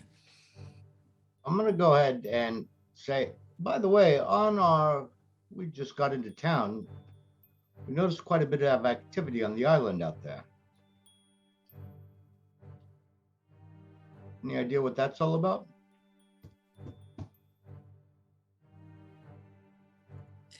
Do I seem to you like one that leaves my shop very often? Surely a man of your proclivities is aware of what is on that island.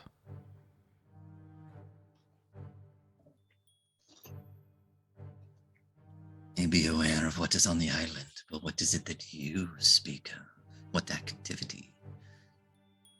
Well, there was a ship, a warship, and quite a few people laboring about. Interesting. Why did you not tell me of this, girl? I'm a little shy.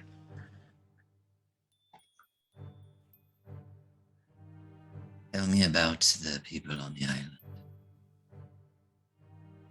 Tell them everything I know or saw. And what was it that you saw? Well, delivery of Drago Blackfly. Where are my notes? What else did we see? Various and the religious people, they were not on Oakma. They were The sigil of Vardasane. It Vardasane. was particularly the mark of Radomir Marrowblight. Right. Yeah. Across the Sulphur Sea on Chandelier Island, you saw soldiers of Blackfly and priests of Marrowblight. Yeah. That is interesting indeed.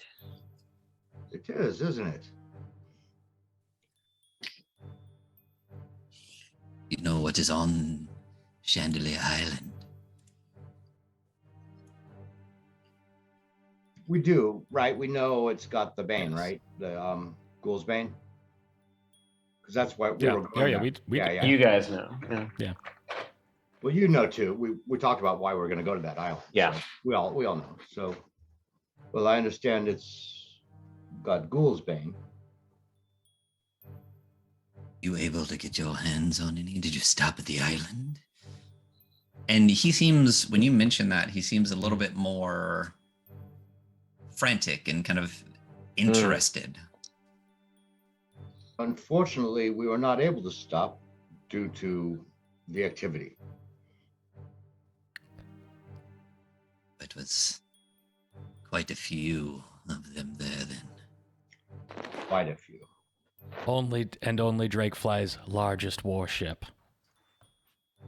Phantom was at Chandelier Island. Indeed.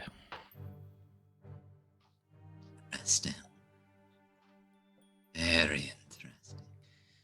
If you are able to get your hands on Gulbane oil, I would pay you handsomely, whether in gold or ingredients or secrets, whichever you would prefer. Well, I'm curious as to know, any idea why they are there? Oh, I have It might plenty help of us. ideas. It might help us procure you your commodity that you seek. I have thoughts, I have ideas. I've been around long enough.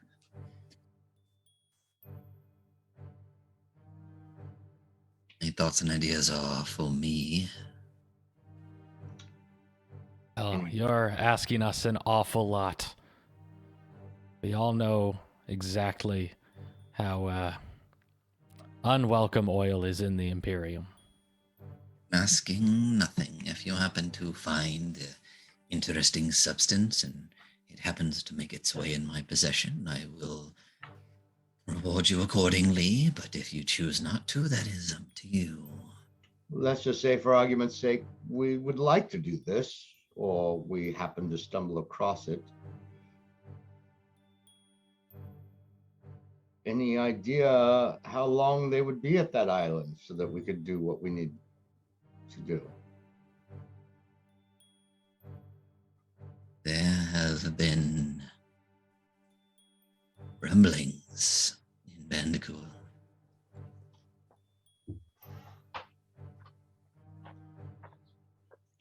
We're new to Vandercool. Get the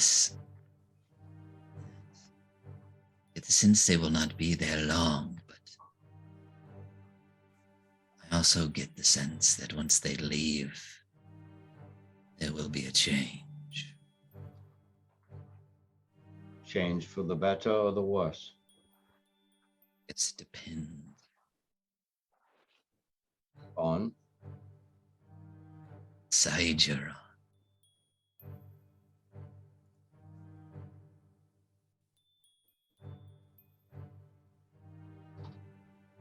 Well, would you prefer us to do it before or after?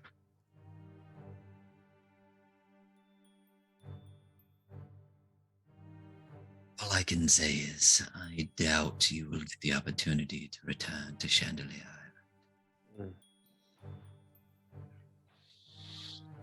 My suspicions are correct.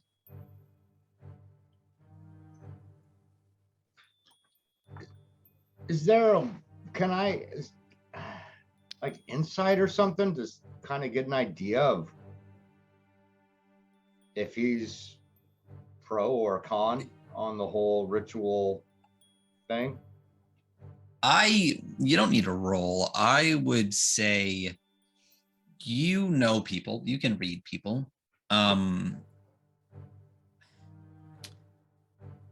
Based on what you can tell from your brief interaction with this person, clearly they are old, they are powerful, and based on the fact that they're a necrophage, which you know a little bit about, and the substance of the shop, considering it's kind of, like I said, non-denominational, you get the sense that this person has been around for a long time, and at this point in their undeath, you're undead. You know, you've been around a long time. Things get old, and when interesting things happen, it's interesting.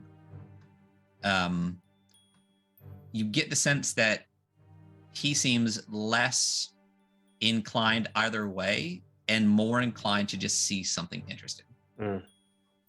Enough of the reruns. Yeah.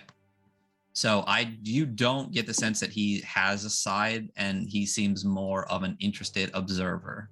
Mm. You did also, though, get the sense that he would love some Ghoulbane oil. And that's about what you're getting from him. Yeah. Is not a whole lot, but he seems to appreciate information that could be interesting. All right. Well, what about? And he seems to have information that he's willing to share for something interesting enough. So I'm gonna say to him, what about? Might be tough for us to get what you're wanting, but what if we have information that secrets that most aren't privy to? A little quid pro quo. I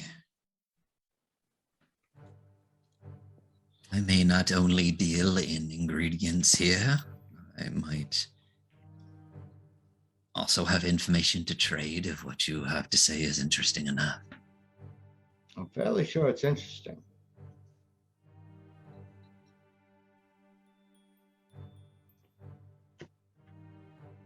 Is what you have interesting as well? So here's what we'll do with this. I hopefully it is obvious at this point, this spot, Rodhart's Remedies, even though it's not marked on the map, is a opportunity for a roll on the Deep Secrets table. This was like a little hidden one that you guys got to find. If you are able to convince him, this will be another roll. It won't be one of your skill challenge rolls for this area, but it will be a skill challenge. It would be the same kind of thing to roll for the Dark Secrets table. I would like you to roll me a persuasion check, but based on the information that you're willing to offer, it could reduce the DC. And it's going to be, that's going to be very subjective on what me, the DM, believes Alessis would find interesting.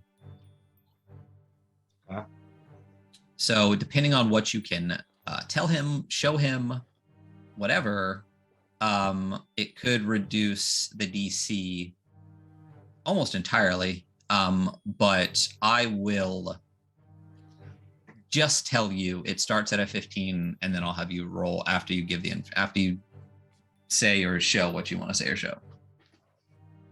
So I'm gonna say this in the heads of my friends that I'm thinking of telling them that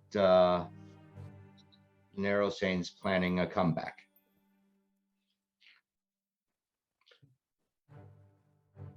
I think so. He looks similar age.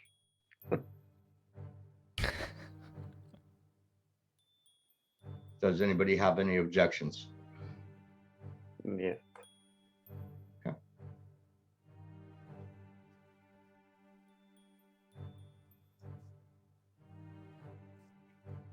So that's what I will end up sharing. Should I say what I would say, or? Yeah, say what you would say. Again, it all comes down to how the DC changes, like I said, beginning, like can be reduced by how you present information and how you role play the situation. And if you have anything else to offer besides just words, just let me know, and then we'll do the roll. Because he might know the Marquess. Right. Well, so I'll say to him, I'm like, obviously you've been around for a long time, so you are familiar with Narrowsane.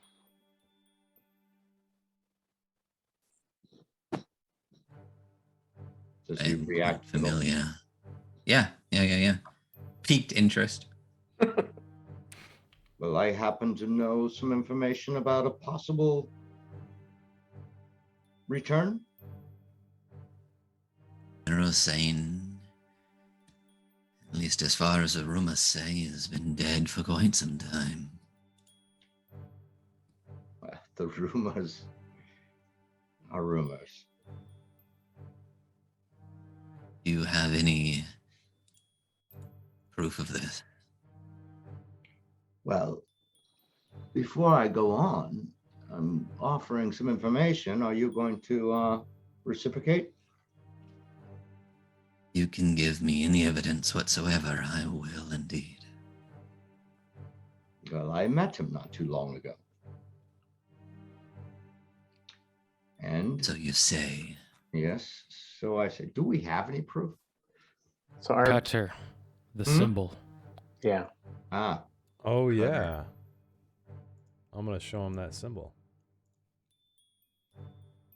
So you actually have on you that kind of like Bracelet, bug yeah. brooch kind of thing Mhm. that became, yeah.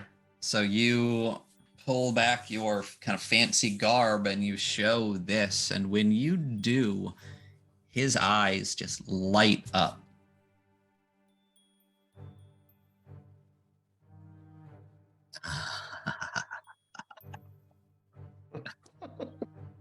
It is going to get quite interesting in Vandercool.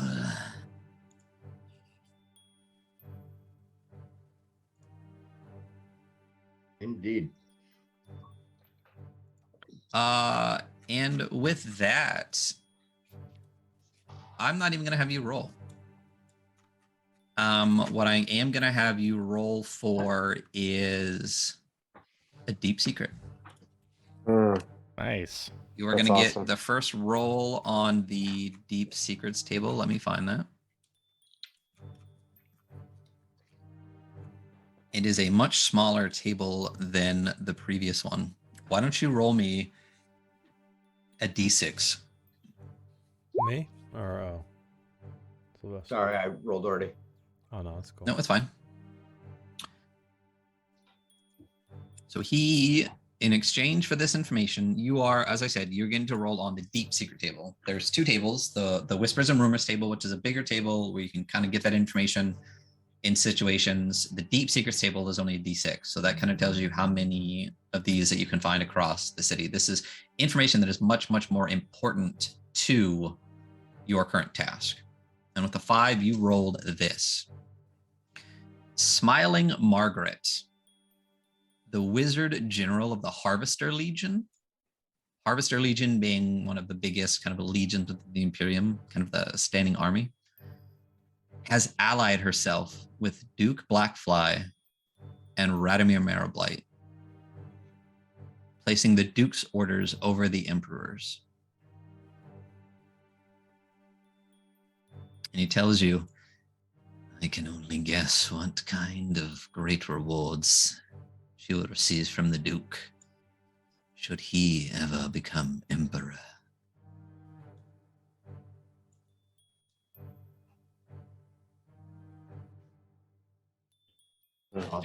As you said, things are getting interesting. So, again, the Harvester Legion, and you know this, Corin, so I assume you would share it with everyone, is pretty much the biggest, baddest legion within the Imperium. It is considered to be one of the kind of like it's often stationed more around the capital and more like Vandercool or things like that. It's kept close. So the fact that the leader, who apparently is a wizard general, has allied herself with Blackfly and Marrow-Blight kind of makes you assume that the Harvester Legion is allied with Blackfly and Marrow-Blight.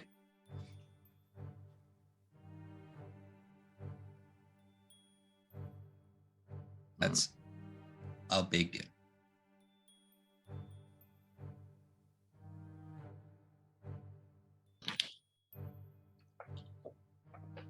I knew that Marrow-Blight and Blackfly were allied. I did not know that they were on Chandelier Island. If you know what is there, you know what they are collecting. And with the Harvester Legion at their back, Hmm. and apparently Narrow Sane on the fringes,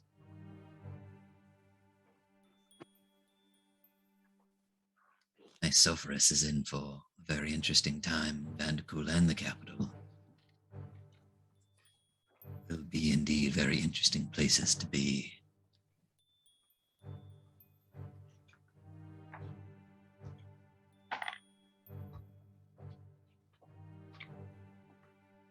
If you're able to find the substance I seek, come back and we'll have another conversation. It has been very nice talking to you. Just nod and walk out. Mhm. That was Rot Heart's Remedies.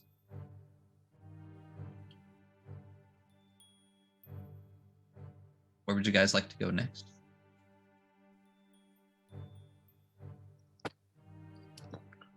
We're all dressed up, Sylvester. What do you think? Kind of spiffs off like the crushed velvet on his sleeves. Do we have any idea about this pleasure barge? Is there like a time that it happens, or do we just have no idea other than that she might be on it? I mean, if I ran a pleasure barge, it'd be like 24/7. So I don't think the party really ever stops. You know? All right. It's just a different kind of party sometimes. Yeah. I mean, it's always nighttime down here. Yeah. Valid. So Build-A-Bear After Dark never stops, you know? Never stops. Damn it. Just If keep we- building bears. If we want to follow Cutter's advice, we could cut across this middle area. Looks like there's big circular building on the way. That's Perhaps the we will find it. Coliseum. Oh, You can definitely tell that from where you're okay. at. We really want to go to another Coliseum. No, I'm not interested, to be honest. So you roll me a history check. Your district remembering Yeah. check Oh, for there me we real go, quick, there and we I'll go. tell you about all the districts around. Alright.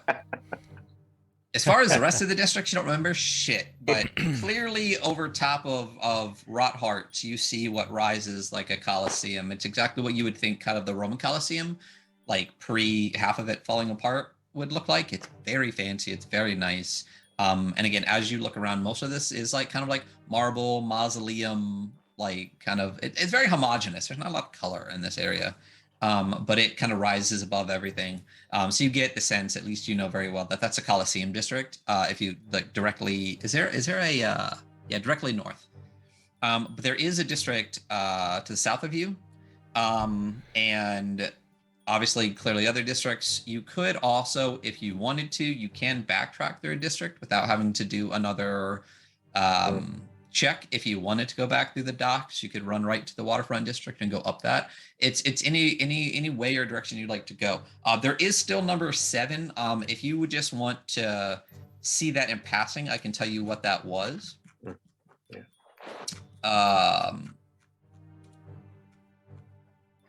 And that was the butchery.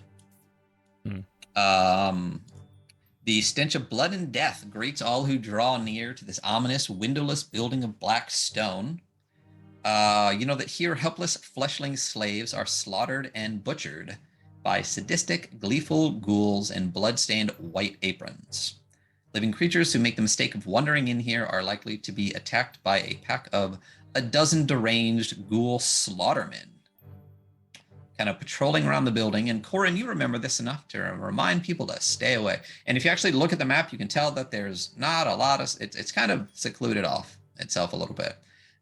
So you get the meat market on one side, you have the butchery on the other, and the merchants district in the middle. And you can tell there's a nice bit of distance between the edge of the merchant district and the slaughter place. It is just basically one big black structure, windowless, and then it's like a fucking horror movie. Basically, every now and then you see what looks to be a ghoul in a butcher apron covered in blood, kind of running around with a cleaver, meat in hand. It looks like a fucking horror house, really. And you just smell the blood wafting off of it. Not in a fun way. Well, depends on your, Yeah. feelings Maybe. about blood. Maybe Dariana. Yeah. If you're really into like martyrs, this is your place. Or the insane clown posse. Yeah, kind of. Yeah. The undead insane clown posse. Yeah. So if you are a Juggagool or whatever, this is for you.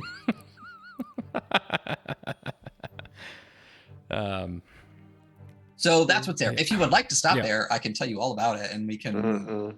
No. But that's up to you.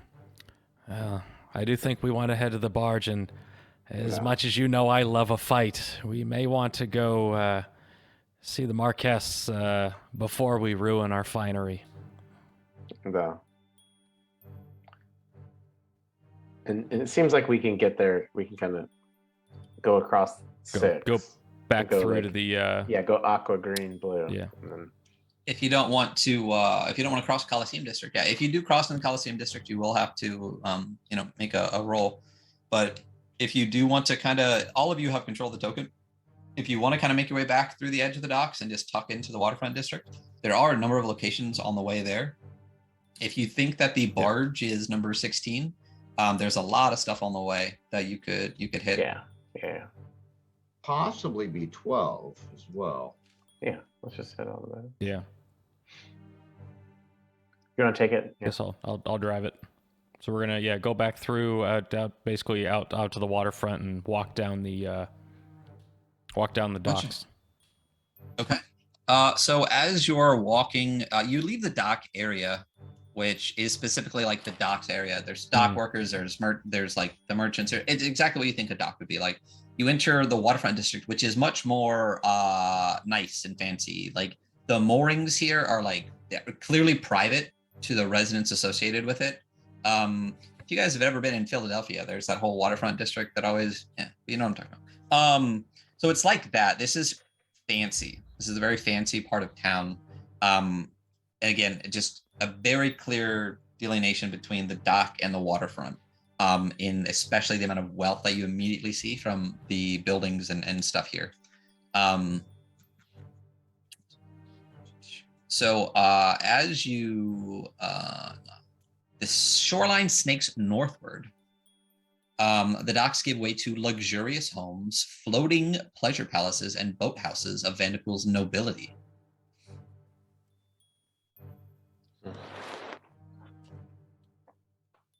As you go through, you see a number of different locations in specifically the waterfront area.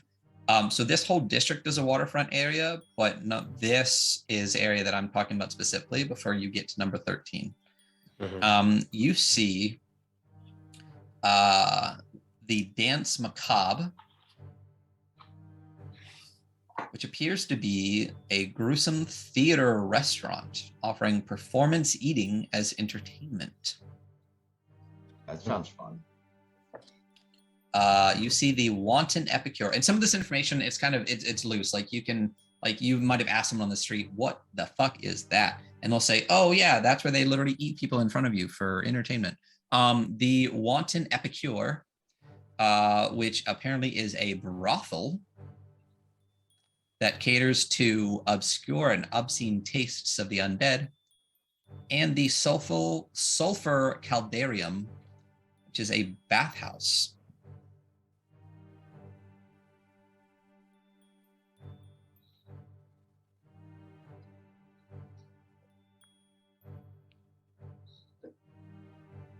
Are any of those locations something that you would like to stop at? All of them, but it's just me, so I will. I know defer to Sylvester likes a you. good bathhouse. I do. Or was that? No, that was our other campaign, right? Nope. Oh no. Nope. We're in Zobek. Okay, yeah. Yep. Bathhouses are my scene.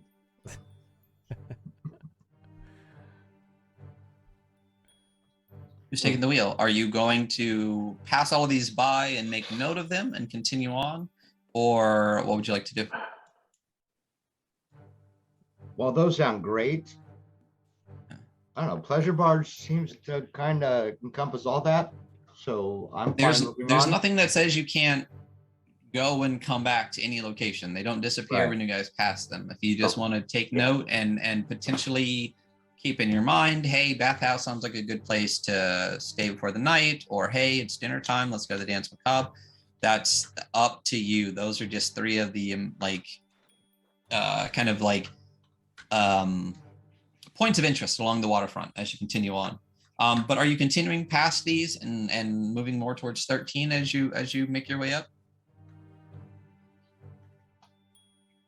Yeah. Do we see what 12 is? 12 is That's what we not a were. specific. Yeah. Oh, okay. 12 just is area. Okay. that area of the water. It's more like just. Oh, I keep using my cursor, but it's more this whole general area here, than any one specific location. It's kind of just this broad section. This is a specific location. That specific. That specific. That specific. This one's just a little bit broad to this kind of like lower area of the entire waterfront. So those 3 locations are number 12. What are you doing? Moving on? Well, I'm not leading this. Who's You're taking the the one reins? Yeah, let's keep going. Let's go. All right, up yeah, let's go to 13. Yeah. So as you approach, you actually see from a distance that you definitely can't go inside. This is a walled area. And if you ask around outside, or you might even know this, Cora, now that you're in here, this is the Emperor's Summer Palace. It is built to resemble the Mausoleum of Kandarian Raja. This impressive building dominates the waterfront. It's constructed from white marble. Summer Palace has a magnificent 120-foot tall onion-shaped central dome. A white marble skull sits at the top of the dome's gold finial. There are 4 smaller domes replicating the shape of the main dome stand at each corner of the building. Bas-relief carvings inlaid with jasper and porphyry designs decorate the exterior of the palace. The carvings depict feasting ghouls, skulls and bones, and the Darkul conquest of the underworld and other grim motifs. You can see a lot of that from the outside as it rises over the wall. The wall surrounding it is 20 foot high with 4 130-foot tall slender minarets standing at each corner. The building is never left unguarded, although asking around, you know that the Emperor is not in it at this time. Anybody indicate where the Emperor actually is? He is in the capital.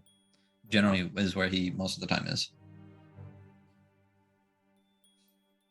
You said Summer Palace. Are there really seasons in the underworld? I mean, let's say Summer Palace is in kind of his secondary, like when he needs to get out of the capital. Yeah. Little tan. Let's say there is. The warm air from Zobek flows through Fretlock and out across the Sulphur Sea at times. Excellent. You know? Excellent. But you guys already know that this whole area is pretty warm to begin with, especially with the heat of the Sulphur Sea coming off of it. So yeah. Corin, would you know soldiers here guarding palace?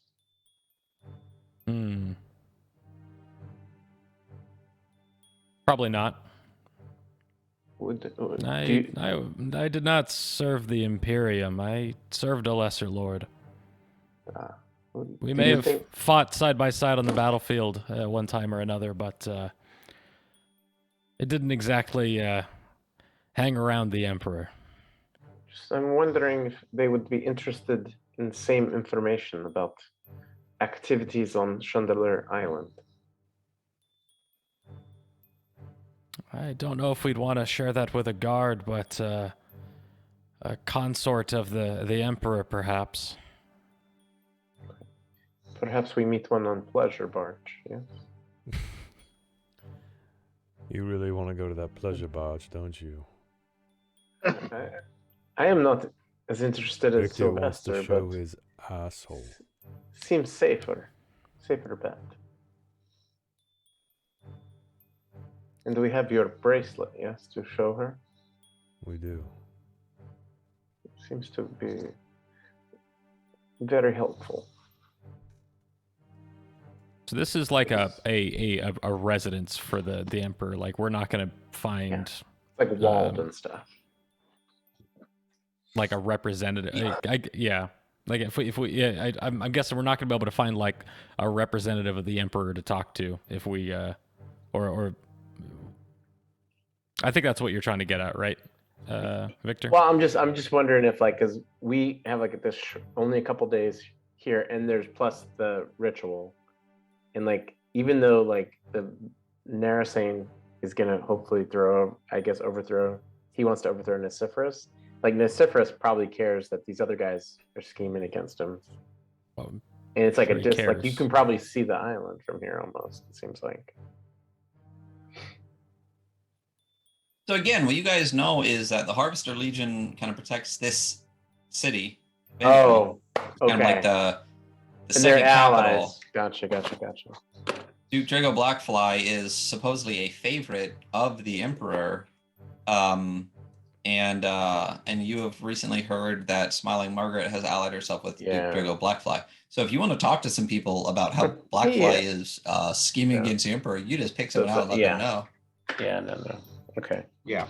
So we would know this is the We Harvester want to be Legion careful guarding. So it's Yeah. not guarded by like the Emperor's personal guard. It's by city guard. Like It could be. I mean, there probably are some legions. I mean, the first and third legion are the Emperor's like personal guards. You might be able to find some here if you really want to take the time to try to get into the Emperor's Summer Palace and specifically find them as opposed to the Harvester Legion. Sure. I'm just thinking like we're so close that it's possible that one of those knuckleheads is partaking of pleasure. We don't know. On the barge, yeah. Yeah, the bar. Well, and we know You're one not sure? person on the barge is supposedly loyal to Narasane and hates Blackfly. So Yeah. that's, I think our best bet. Cool. The other part is the odds of you actually getting close to the palace is pretty low. I mean, this is, there's a gate you could go up and talk to if you want, or you can move past the palace, taking 14. note that the Emperor is not currently there. Yeah. So as you move past, you get to number 14, which you see is just decorated to the nines.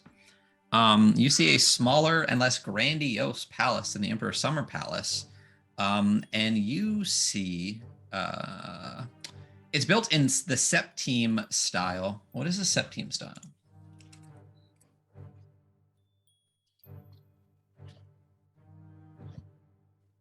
That does nothing for me because all it does is show me what looks like a bunch of barkeep. Septime style architecture? Oh, maybe defensive? Anyway, the palace is tall, cylindrical, castle-like mausoleum with a square central tower. A bronze quadriga sculpture depicting a chariot driven by a Darikul noble and pulled by 4 skeletal horses dominates the top of the tower. Beneath this, a large balcony runs all the way around the building, offering views of the entire city and the Sulphur Sea. Where you also see flying everywhere it couldn't be flown across here is a flag. That appears to be a silver fly on a black banner. It's not good.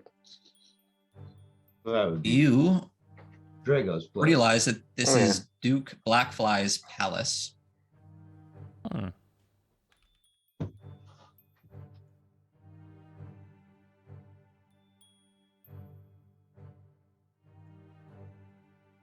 What would you like to do? Going. Yep. Check out 15. Are you taking a wide berth or are you getting close to his palace? Wide berth? Okay. Don't you think like wide berth? Yeah. Does it look guarded? So there are battlements around the entire thing. And you, even from this distance, see what appears to be an inordinate number of soldiers along all the walls.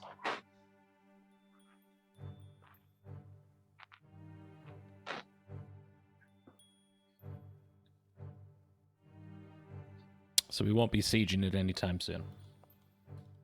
Seem like it. So, are you moving along to number 15? Yeah. So did you want to go to 15 or 16? 15. Might as well see what 15 Yeah. is. Yeah. Let's take a And look. come back around. What you see at number 15, and it stands out because it stands out. Obviously, there's a lot of like wealthy areas, and clearly, if you look at the way they did the map, like these are just like shapes and stuff. They're buildings that don't really mean shit. This one looks like a real building. It's bigger than a lot of the rest of it. I do not think it's probably bigger than Duke Blackfly's entire palace. This does not seem quite To scale, I would say this is much larger, much more along the scope of this. Do you see what appears to be the kind of largest residence in this northern part of the waterfront district? It is built in the style of a Marian mausoleum. Again, don't know what that is. The bottom part of the mansion is a tomb-like platform of white marble carved with scenes of ghoul armies conquering the drow and other subterranean races. A flight of steps flanked by stone gypso sphinxes, which you have seen before, or at least a skeleton of one, leads up onto a platform where there are a number, like a lot, 36 elegant columns surrounding a large central structure. Standing between the columns are 12-foot tall statues of the ghoul gods and emperors past and present. A statue of a night gaunt perches on each corner of the pyramidal roof. So this looks like an almost small palace unto itself. It is not labeled with any like livery that you notice, though.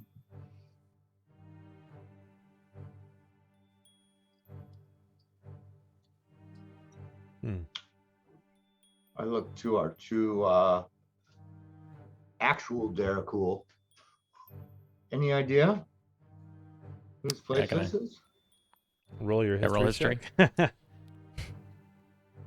When's the last time you were in Vandacool? It would have been a while, probably years. Okay. We'll make this one 15. Okay.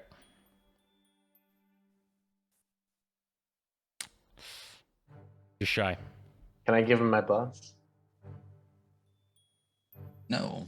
No. Have we ever been able to give other people blesses? Oh no, I've got a bless. I think I have 2 in the bank. He I'll thinks use he's one. playing Merkborg with omens or something. Yeah. Oh no, I forget. If you're gonna, with blessed, you don't we even have need to- a roll. I don't think I Okay. took one off. Your minimum roll is a 1, so you succeed. That's right. right. But I'll just take one off. So you realize this is actually the residence of someone else that you've been looking for. Oh. This is not the pleasure barge of the Marquess. This is the palace of the Marquis. Laszlo at the moment. Senior Laszlo. Awfully convenient that they're right next to each other. Almost like the Marquis and the Marquess would. You might think that. So, what are you doing? If Qatar, if we are going to use your bracelet, this would be the time, yes? I suppose. You look very nice in new clothes, by the way. Oh, gods. I could get used to this. What are you doing?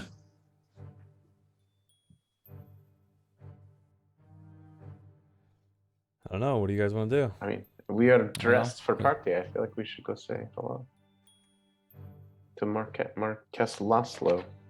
Okay. Marquess. Or Marquis. Marquis. is The Laszlo. Marquis. Laszlo. I mean, he's one of the two Marquis. guys. Right. Two people. Well, a Marquess is generally a Female, yeah. female. Yeah. Because at least here, like 14 doesn't see us, and 16 it's like a little closer to the black fly. Are there guards at the gate, or Oh yeah, mhm, yeah. Oh yeah. But do No, they also I- have the black fly stuff? Oh, they absolutely do not. Good. It looks like to actually enter the palace, you would need to ascend the steps that I talked about. So there are a flight of steps flanked by the two gypso sphinxes that lead up to that platform with the columns and the statues of the ghoul gods and emperors. And then above that is that statue of the night gaunt. What you would need to do is actually go up those steps between the gypso sphinxes to what appears to be the opening of the palace, where flanked would be the columns of the gods and the night gone above you, and there are guards at the top of the stairs. And that appears to be the entrance into it. Okay. Do I have? Hold on. While Sylvester's figuring this out, does Victor kind of know can he pick out like Anu Akma and pick out Bartisane and pick out any other gods on the statues? I think you would probably be able to pick out Anu Akma and Bartisane specifically, because you have seen like the pictures and the livery and things like that, the ones that at least are representative of them. Anu Akma, you'd probably be able to pick it out. All of you could probably tell that it's not like the Southlands god. It is more kind of a Nubian. It's more of like the Western Grim Reaper-ish kind of look to it. And then Bartisane has this kind of like worm-like it's like essence to it. Yeah. And is Chernobog supposed to be like a mask of either of those? Or is that a thing that I would know? Oh God, I don't think you would know that. Okay. You weren't, prior to leaving to start with this party. Yeah. You were pretty sheltered in your little area. So even the concept of masks, as far as what your character would know, doesn't really exist. Gotcha. And he doesn't notice, like, nothing there kind of triggers like a Chernobog vibe. It's all mostly what he saw. Yeah, Chernobog's not really one of the gods worshipped in the Imperium. Yeah. Let's check it out. Okay.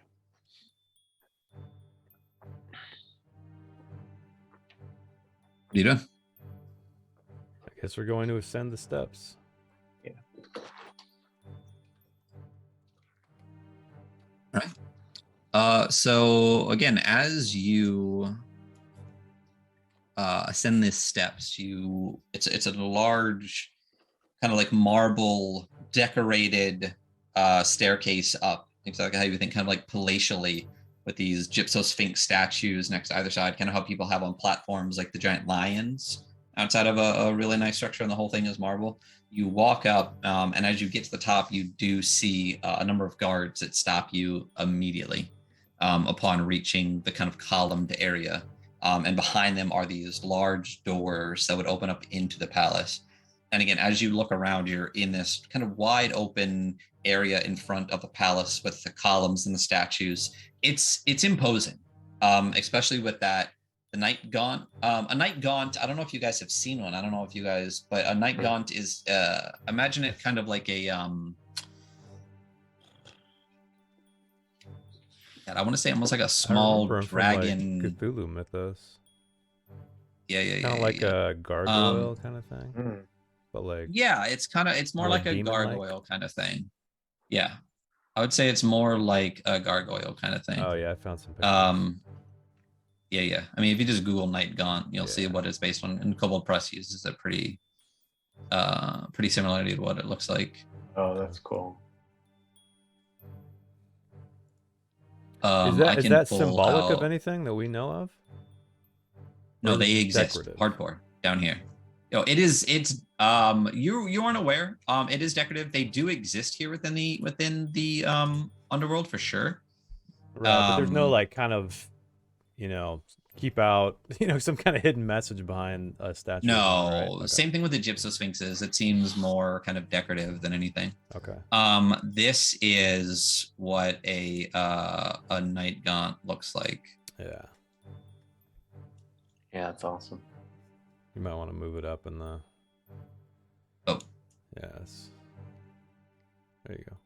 Oh, I forget I don't need to blow it up because yours have been here. There you go. So that is kind of like hunched over, kind of wings outspread, looking down over thing, exactly like a gargoyle might be perched over, but it's quite large. Like I said, the whole thing is just kind of like resplendent and incredibly imposing in an ornate but almost kind of military way, for that all of it seems to just be bigger than you and looking down at you and imposing. So you walk up to these guards and what are you doing? Do they say anything? Like, what's sort of They beyond just- them? Are they guarding a massive door, or? Yeah, so behind them is the massive palatial doors that would actually lead into the palace itself. Okay. The area in front is just kind of this like wide open, kind of like walkway, like giant, massive, like marble patio with these columns and statues. It's just kind of this like, I mean, it'd be a nice walk across the front, I guess, but that's what it is. And right in the middle of it are these huge palatial doors. And at the top of the stairs and at the doors are these guards stopping people from being able to just walk in. Okay. We seek an audience with the Marquis. We share an old friend who's looking to make their return to Vandercool. I can't see the Marquis just because you're friends with somebody. Fuck off. Oh, trust me, the Marquis will certainly want to meet with us. I think I ought to told you what I just said. How big is this person compared to me? I mean, you're tall. You're a tall guy, but there's a couple of them. And one of the other ones actually comes up and is a little smaller, seems a little smarter, and he's just like, all right. Who's your friend then? So I'm going to take out a piece of paper. I've got like my forgery kit and all that. And I'm going to sketch out a little, the emblem that's on Cutter's wrist. And fold it up, write friends at the top. Fold it up, wax seal it, and say, just give it to the Marquis. And then he can decide if he'd like to see us. All right. Stay here then.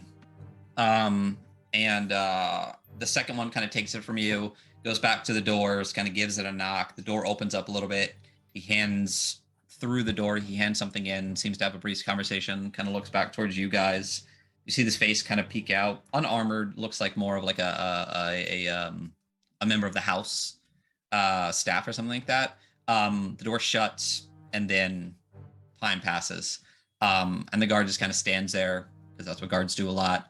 And the one in front of you just kind of continues to be like kind of imposing, trying to get an extra inch or two on core. And you're not that much bigger. He's a tall guy too, but it's clear that you are a little bit taller. And you still have like your breastplate that's dinged up but shiny now. You got this nice, frilled helmet. You guys look fancy. You guys look like you could belong here. You don't look like riffraff, which is probably why the second one was even willing to come up and talk to you. So good call getting fancy clothes. And then it's probably 10, 15 minutes goes by before that same member of the house opens the door, talks to the guard there at the front, and the guard kind of immediately kind of like stands more at attention. And this house member, fine dark clothes. It is this like female Daracool. It's understated wealth, I guess you could describe as the house livery that they're wearing. It's blacks and reds, nothing like ostentatious symbol or anything on it whatsoever. And she walks up to you and she says, the Marquis will see you if you would follow me, please. And with that, the kind of like gruff dumb guard does the whole standard just and just like gets out of the way. And you walk towards these palatial doors that open up more for you as you go in. And as you walk into what is the Marquis Laszlo Damas's palace, that is where we will end for this evening. Right. That was good. Well, that's good. Good job. That was really fucking clever, Eric. Yeah, buddy. That was good. Yeah. I was waiting for it. It says in here, Yeah. if they show the symbol, they will Oh. get an audience. And I'm like, Nice. someone at some Oh. point has to keep remembering that they have the symbol. Yeah, you guys killed it that episode. Passed all of your challenges, got through multiple districts, saw a lot of locations, found what amounts to a secret spot with with the Rodhart's remedies. The Crypt Keeper. The only yeah. way you'd really know about that, is to get a whispered rumor that guides you in that direction, which is what you rolled. You guys have been rolling good on those whisper tables. Both of those have led you in good directions. And even got to the Marquis's Palace before you got to the area you knew, which is the Marquess's Pleasure Barge. So good job all around. You are now in fancy clothes, 500 gold richer from your stolen wares, and at your first kind of potential ally. I meant to mention too, because we left those other guys on the boat, but I left Annie there. And when we were doing the deal at the shop, because I can speak through Annie, I would have given those guys heads up that we were gonna come collect the wares. I didn't want. Yeah. But just so it's not like an oversight. Didn't- Like later we they- find out there's a huge fight at the boat. And they got No, mega that's- intimidated by that's- us too, right? Like they were working for us. Yeah, that's my assumption. Yeah, well, I mean, you straight up said that, Yeah. you know, like you can't really, they have to stay there, and then the boat's theirs. So Annie's still there, the boat is still there, the pelts are now gone. Did you, let's just say in retrospect through part of that, did you guys leave anything for them, do anything for them, pay them anything, or did they just come take the pelts and they're supposed to still hang out there? They're still supposed to hang out. Yeah, because Eric kind of made that threat to them with the heartbreak or whatever. Like, Right. there was I'm just asking definitely if you threw them a little bone at all, or if they're Let me just think. hanging out there and the pelts are not gone. Yeah. You know, I think I probably as we were passing back through, you know, as we were coming back through the harbor district, Corin Yeah, would 'cause have. you guys went back to the yeah. docks. Oh, yeah, that's right.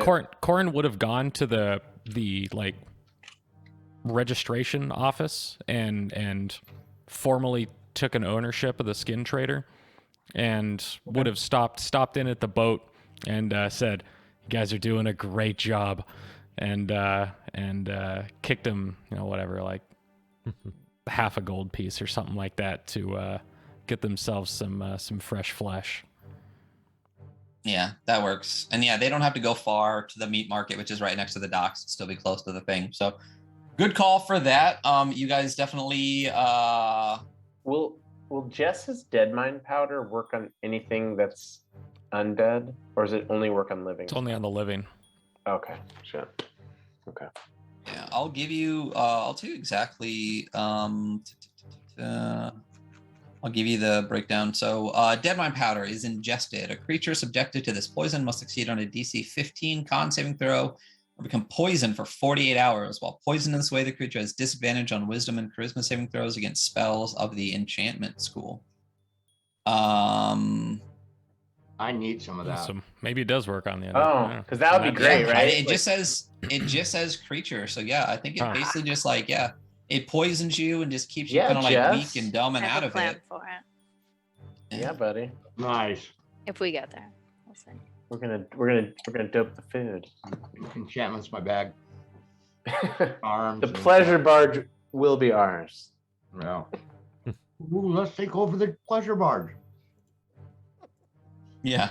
Finally find some allies and we decide to poison them all. I Excellent. smell No, TPK. forget this whole mission. Let's just run a pleasure barge. There you go. All right. So All right. what do we got coming up tomorrow? What do Tomorrow we got coming up? Merkborg, episode 4. I think we're on of Putrescence Yeah. Regnant.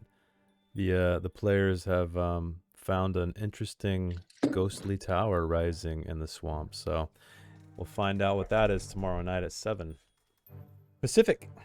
There you go. And on Saturday, we're going to have our episode of the Weekly Scroll, where we review tabletop role-playing games every week. We are going to order something a little bit different this week. We are doing Forbidden Psalm, which is a miniatures game inspired by and compatible with Merkborg. As far as I've read, it, you know, everything within it is still compatible. You could actually run it as adventures as well. Yeah. But it is designed as a miniatures game. And not only that, we are going to have the creator of Forbidden Psalm, Kevin Rahman, on. There it is. That's the second That's one, right? one of them. I got the hardbacks, both Yeah. of them. Nice. We are going to have the creator on at the beginning of the show to talk about Forbidden Psalm, talk about the Kickstarter project that is going on right now, The Last War, which is kind of the first Forbidden Psalm that's not Merkborg related. It's kind of like if Merkborg was during World War II kind of thing. Yeah. And maybe even talk about Regicide, which is another Kickstarter that's happening now, which is, since Forbidden Psalm is Merkborg third-party content, this is third-party content for Forbidden Psalm. Oh, So it's man. like Merkborg 2 layers. fourth-party content. Yeah. And just talk about, content being created for something you created for something else. So should be really great time. Really excited to talk to Kevin. Really excited to talk about Forbidden Psalm. So after we interview Kevin, we will go over the Forbidden Psalm game.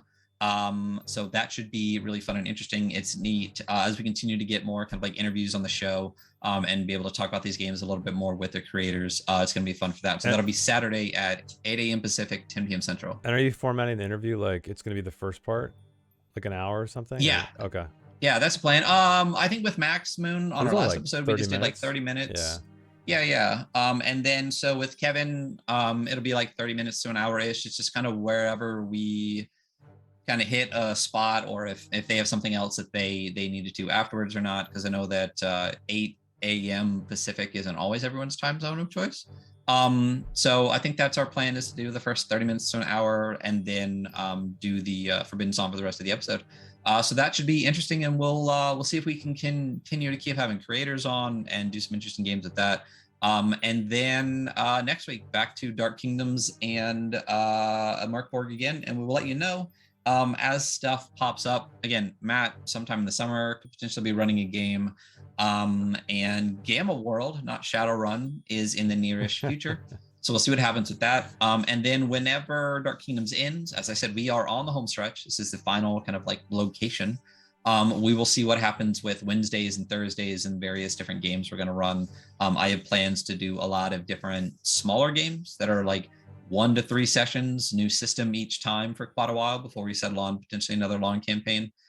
Will not be 2.5 years long.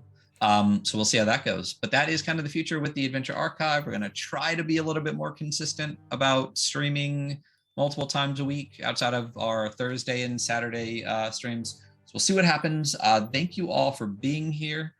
Tune in tomorrow, tune in Saturday, and we're going to kick to some credits and we'll raid out after that. So stick around and we'll see you all tomorrow. Bye. Bye. Night.